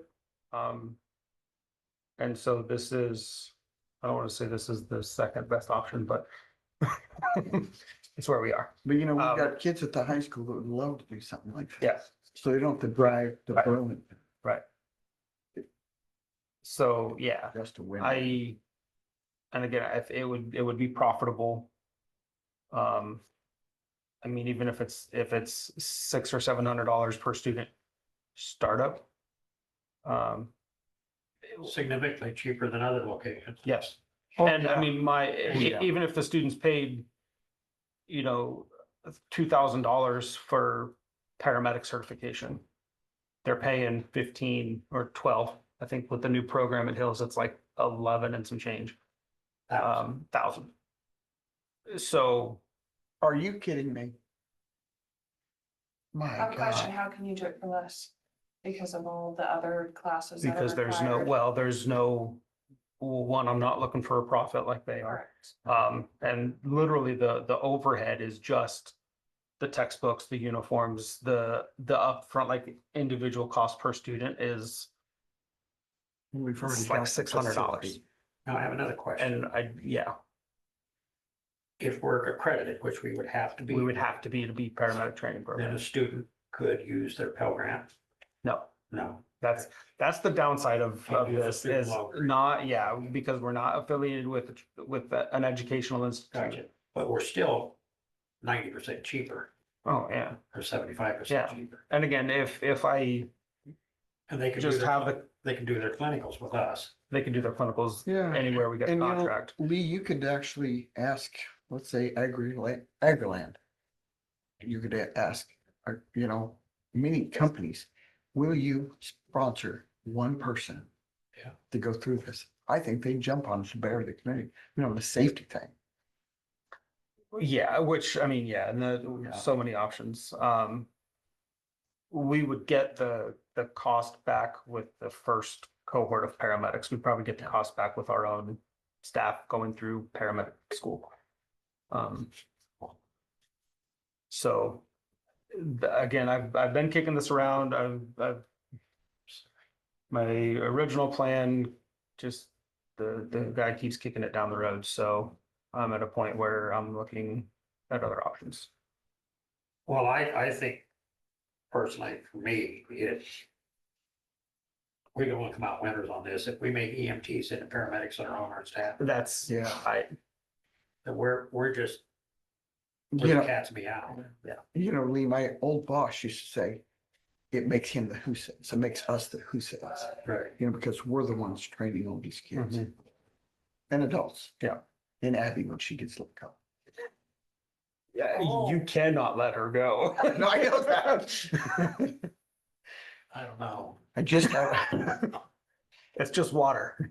Please, That's what- don't look, that's what don't she smell was it. It's saying. fine. It's just water. So is there such a thing that they go through the training and they commit 2 to 3 years back here with our ambulance, they could be reimbursed for their training? That's a I mean, sure, maybe we could I mean, it's just an initiate something like incentive to that. keep them here. Yep, yeah, yep, I mean, it's just a thought. right, yeah, and I mean, those things are absolutely on the table.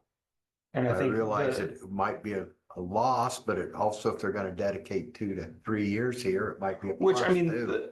just the handful of EMTs that we have on staff now that would absolutely jump at this program, they're not going anywhere anyways. So, You may find that you're gonna have to restrict the number. yeah. well, yeah, Well, but I mean, where are you planning on? McDonald's?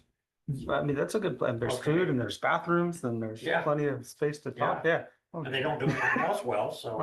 Right. So, I mean, obviously there's a lot more planning and things that need to happen and a lot more coordination. The biggest hiccup right now, is we have to be affiliated with an educational institute for accreditation purposes. For the sole purpose of if a graduate wants to go on to get their degree, an educational institute has to grant college credit for the training. And what do you have to do to keep your license up and whatever? That cost is, so once we get accredited, it's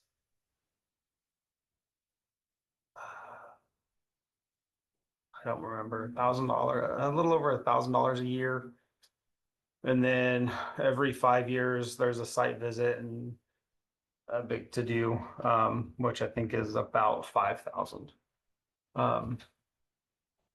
So again, there's gonna be some cost there, but if the program takes off and we have continuous enrollment, then it's How long would pay it for take itself. for somebody to become a medic, I suppose? Now they're an EMT now, Mm. say. The course would be less than a year.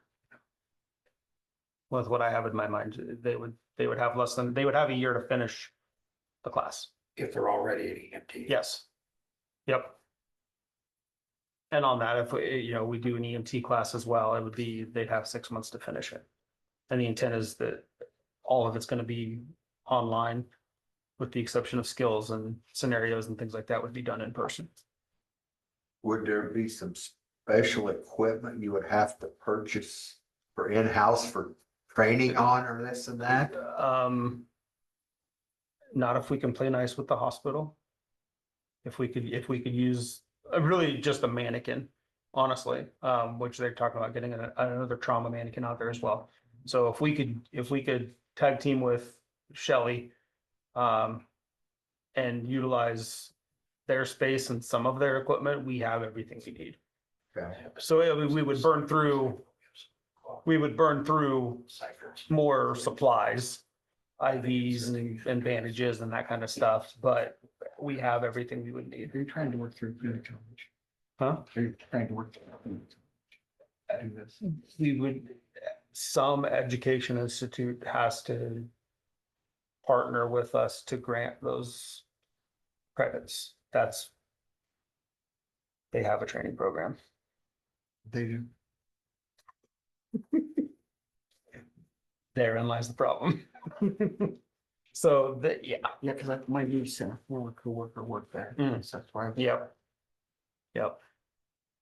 So, Burlington is. I've been hesitant on really doing much else with this until I get. So if it counts as college credits, and I'm just asking, and they don't have a training program. Let me give you an example. Let's just say Southwestern Community College in Creston. Don't believe that they have They do. Okay, Mhm. so if you were to partner with them, what good does it do somebody to have college credits if they can't go to that school and follow their dream? So, well, and that's a weird situation. Right. Because to be a paramedic, you don't have to have a degree. You don't have Right. to, yeah. So we have to have that agreement in place for those who do want to go on Do something else. and do something else. Most community colleges now have online programs where you could get your general education classes and get your degree that way. Yeah, Southern Hampshire, New Hampshire University. Right, yeah, Okay. yeah. So I mean, it could be any So would they charge education. us a fee then? Well, I don't know. Those are all questions I need to ask that I just haven't had those conversations with. You know, But that's my start. See, Southwestern's affiliated with Northwest Missouri State, Oh, just so you know. yeah. So like if they, that's where I intend to start. If they say no, then I mean, we could go to William Penn and say, if we have our graduates, they want to go on for sports medicine. We just have to have a pathway for that to happen. So, but that's a big hurdle. The rest of it, I pretty confident that I can handle myself, but because I kept a lot of my stuff in college. good for you. Well, So, I mean, and again, it's my concept is to create a partnership with I think Van this Buren is County, really Washington giving us County. something to think about. I think it's Glad a you brought bright it forward. forward. Yeah. It'll be a lot of work, but I think it's absolutely something I would, No, she's not. no, I wouldn't put more We on her need plate. Abby. I know you guys like giving a bad time. What would we even do without Abby? Fall apart. Yeah, really. We don't. We all do anyway. I know. So. Other questions? no, I'm good. I think I've got to. I'm late for an appointment. That's all right. Because it's only gonna cost me money. Which is all right, I guess. It's for my I'm son. hungry too. Are you? Okay. Holy shit, it's noon. Yeah, He's probably getting it. No, he's probably getting his wife. I wrote on this. Do you want this back? No, you can have that.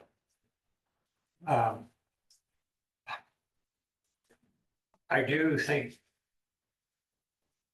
I'd ask you guys, I'm sure you already have, so I expect it to win, but. To. Have a thought process on where you think.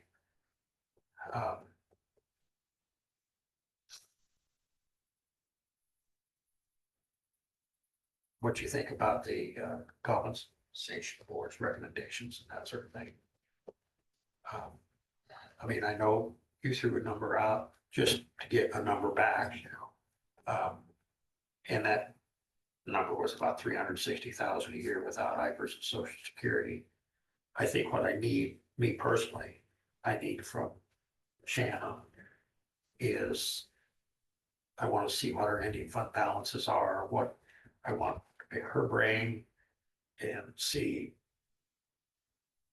I mean, because she knows the numbers. Oh, yeah. I don't have all of the department's estimates in yet, but as soon as that comes in, it'll be pretty easy to get us some fund balance estimates. And then I think we can make as informed a decision as we're able to make.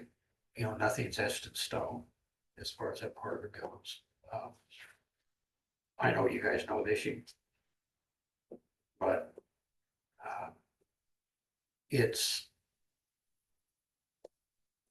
it all still comes down to the bottom line and what that looks yeah. like. And I don't know, I don't think anybody sitting in this room is opposed to property tax reduction. what upsets me the most is that we're on the low end of the spectrum, the township's notwithstanding. And it upsets me significantly that our legislators look at us as the big bad wolf. And when the other entities that are out there, is just within Fairfield, and Fairfield's not alone, we're not picking on them. Point is, you get a $38 levy. We're $7 of it. And yet, of course, everybody comes in here and pays their tax bill, so they think we get it all, We which get I it all. understand. That's a logical conclusion to come to, but we aren't. And it's the same out of the county. We have $33, I think, out of the county, and we're about 10. And the thing that makes me nervous is maybe we look at fund balance estimates and it looks like this year we would be okay to lower it. If we lower it this year and we get over Percentage, yeah. increase next Yep. year, then we're limited and we're stuck down at that level indefinitely until we get. Can you say rural basic? Yes. So I do think that the board, obviously, we're going to have to comply at some point in the future. But I also think at this point in time, we don't cut off our nose to spite our face. Because I also think it's a possibility that a new legislature, similar to the conversation that we had this morning about a future city council. I also think it's possible that a future legislature may look at it. Yeah. Are you a betting person? Huh? Are you a betting person? I do not do well. That's why I don't go to the casinos. Yeah. I am probably the only person in the world that can buy lottery tickets and not get a single number. Not a single number. Well, yeah, I think you need to write down your numbers, I need to write mine, and we will not use those. There you go. You know, good way to do that. And when they tell you that it's 754 billion to 1 odds, I don't even fall into the 1 category. So, anyway, I would entertain a motion to adjourn for the time being, because I do have So moved. my dog food. Are we coming back today then, if we're just adjourning? I had planned on it, Okay, but if you want, no, if you're, we don't have to adjourn, well, we can. yeah. Okay, come back.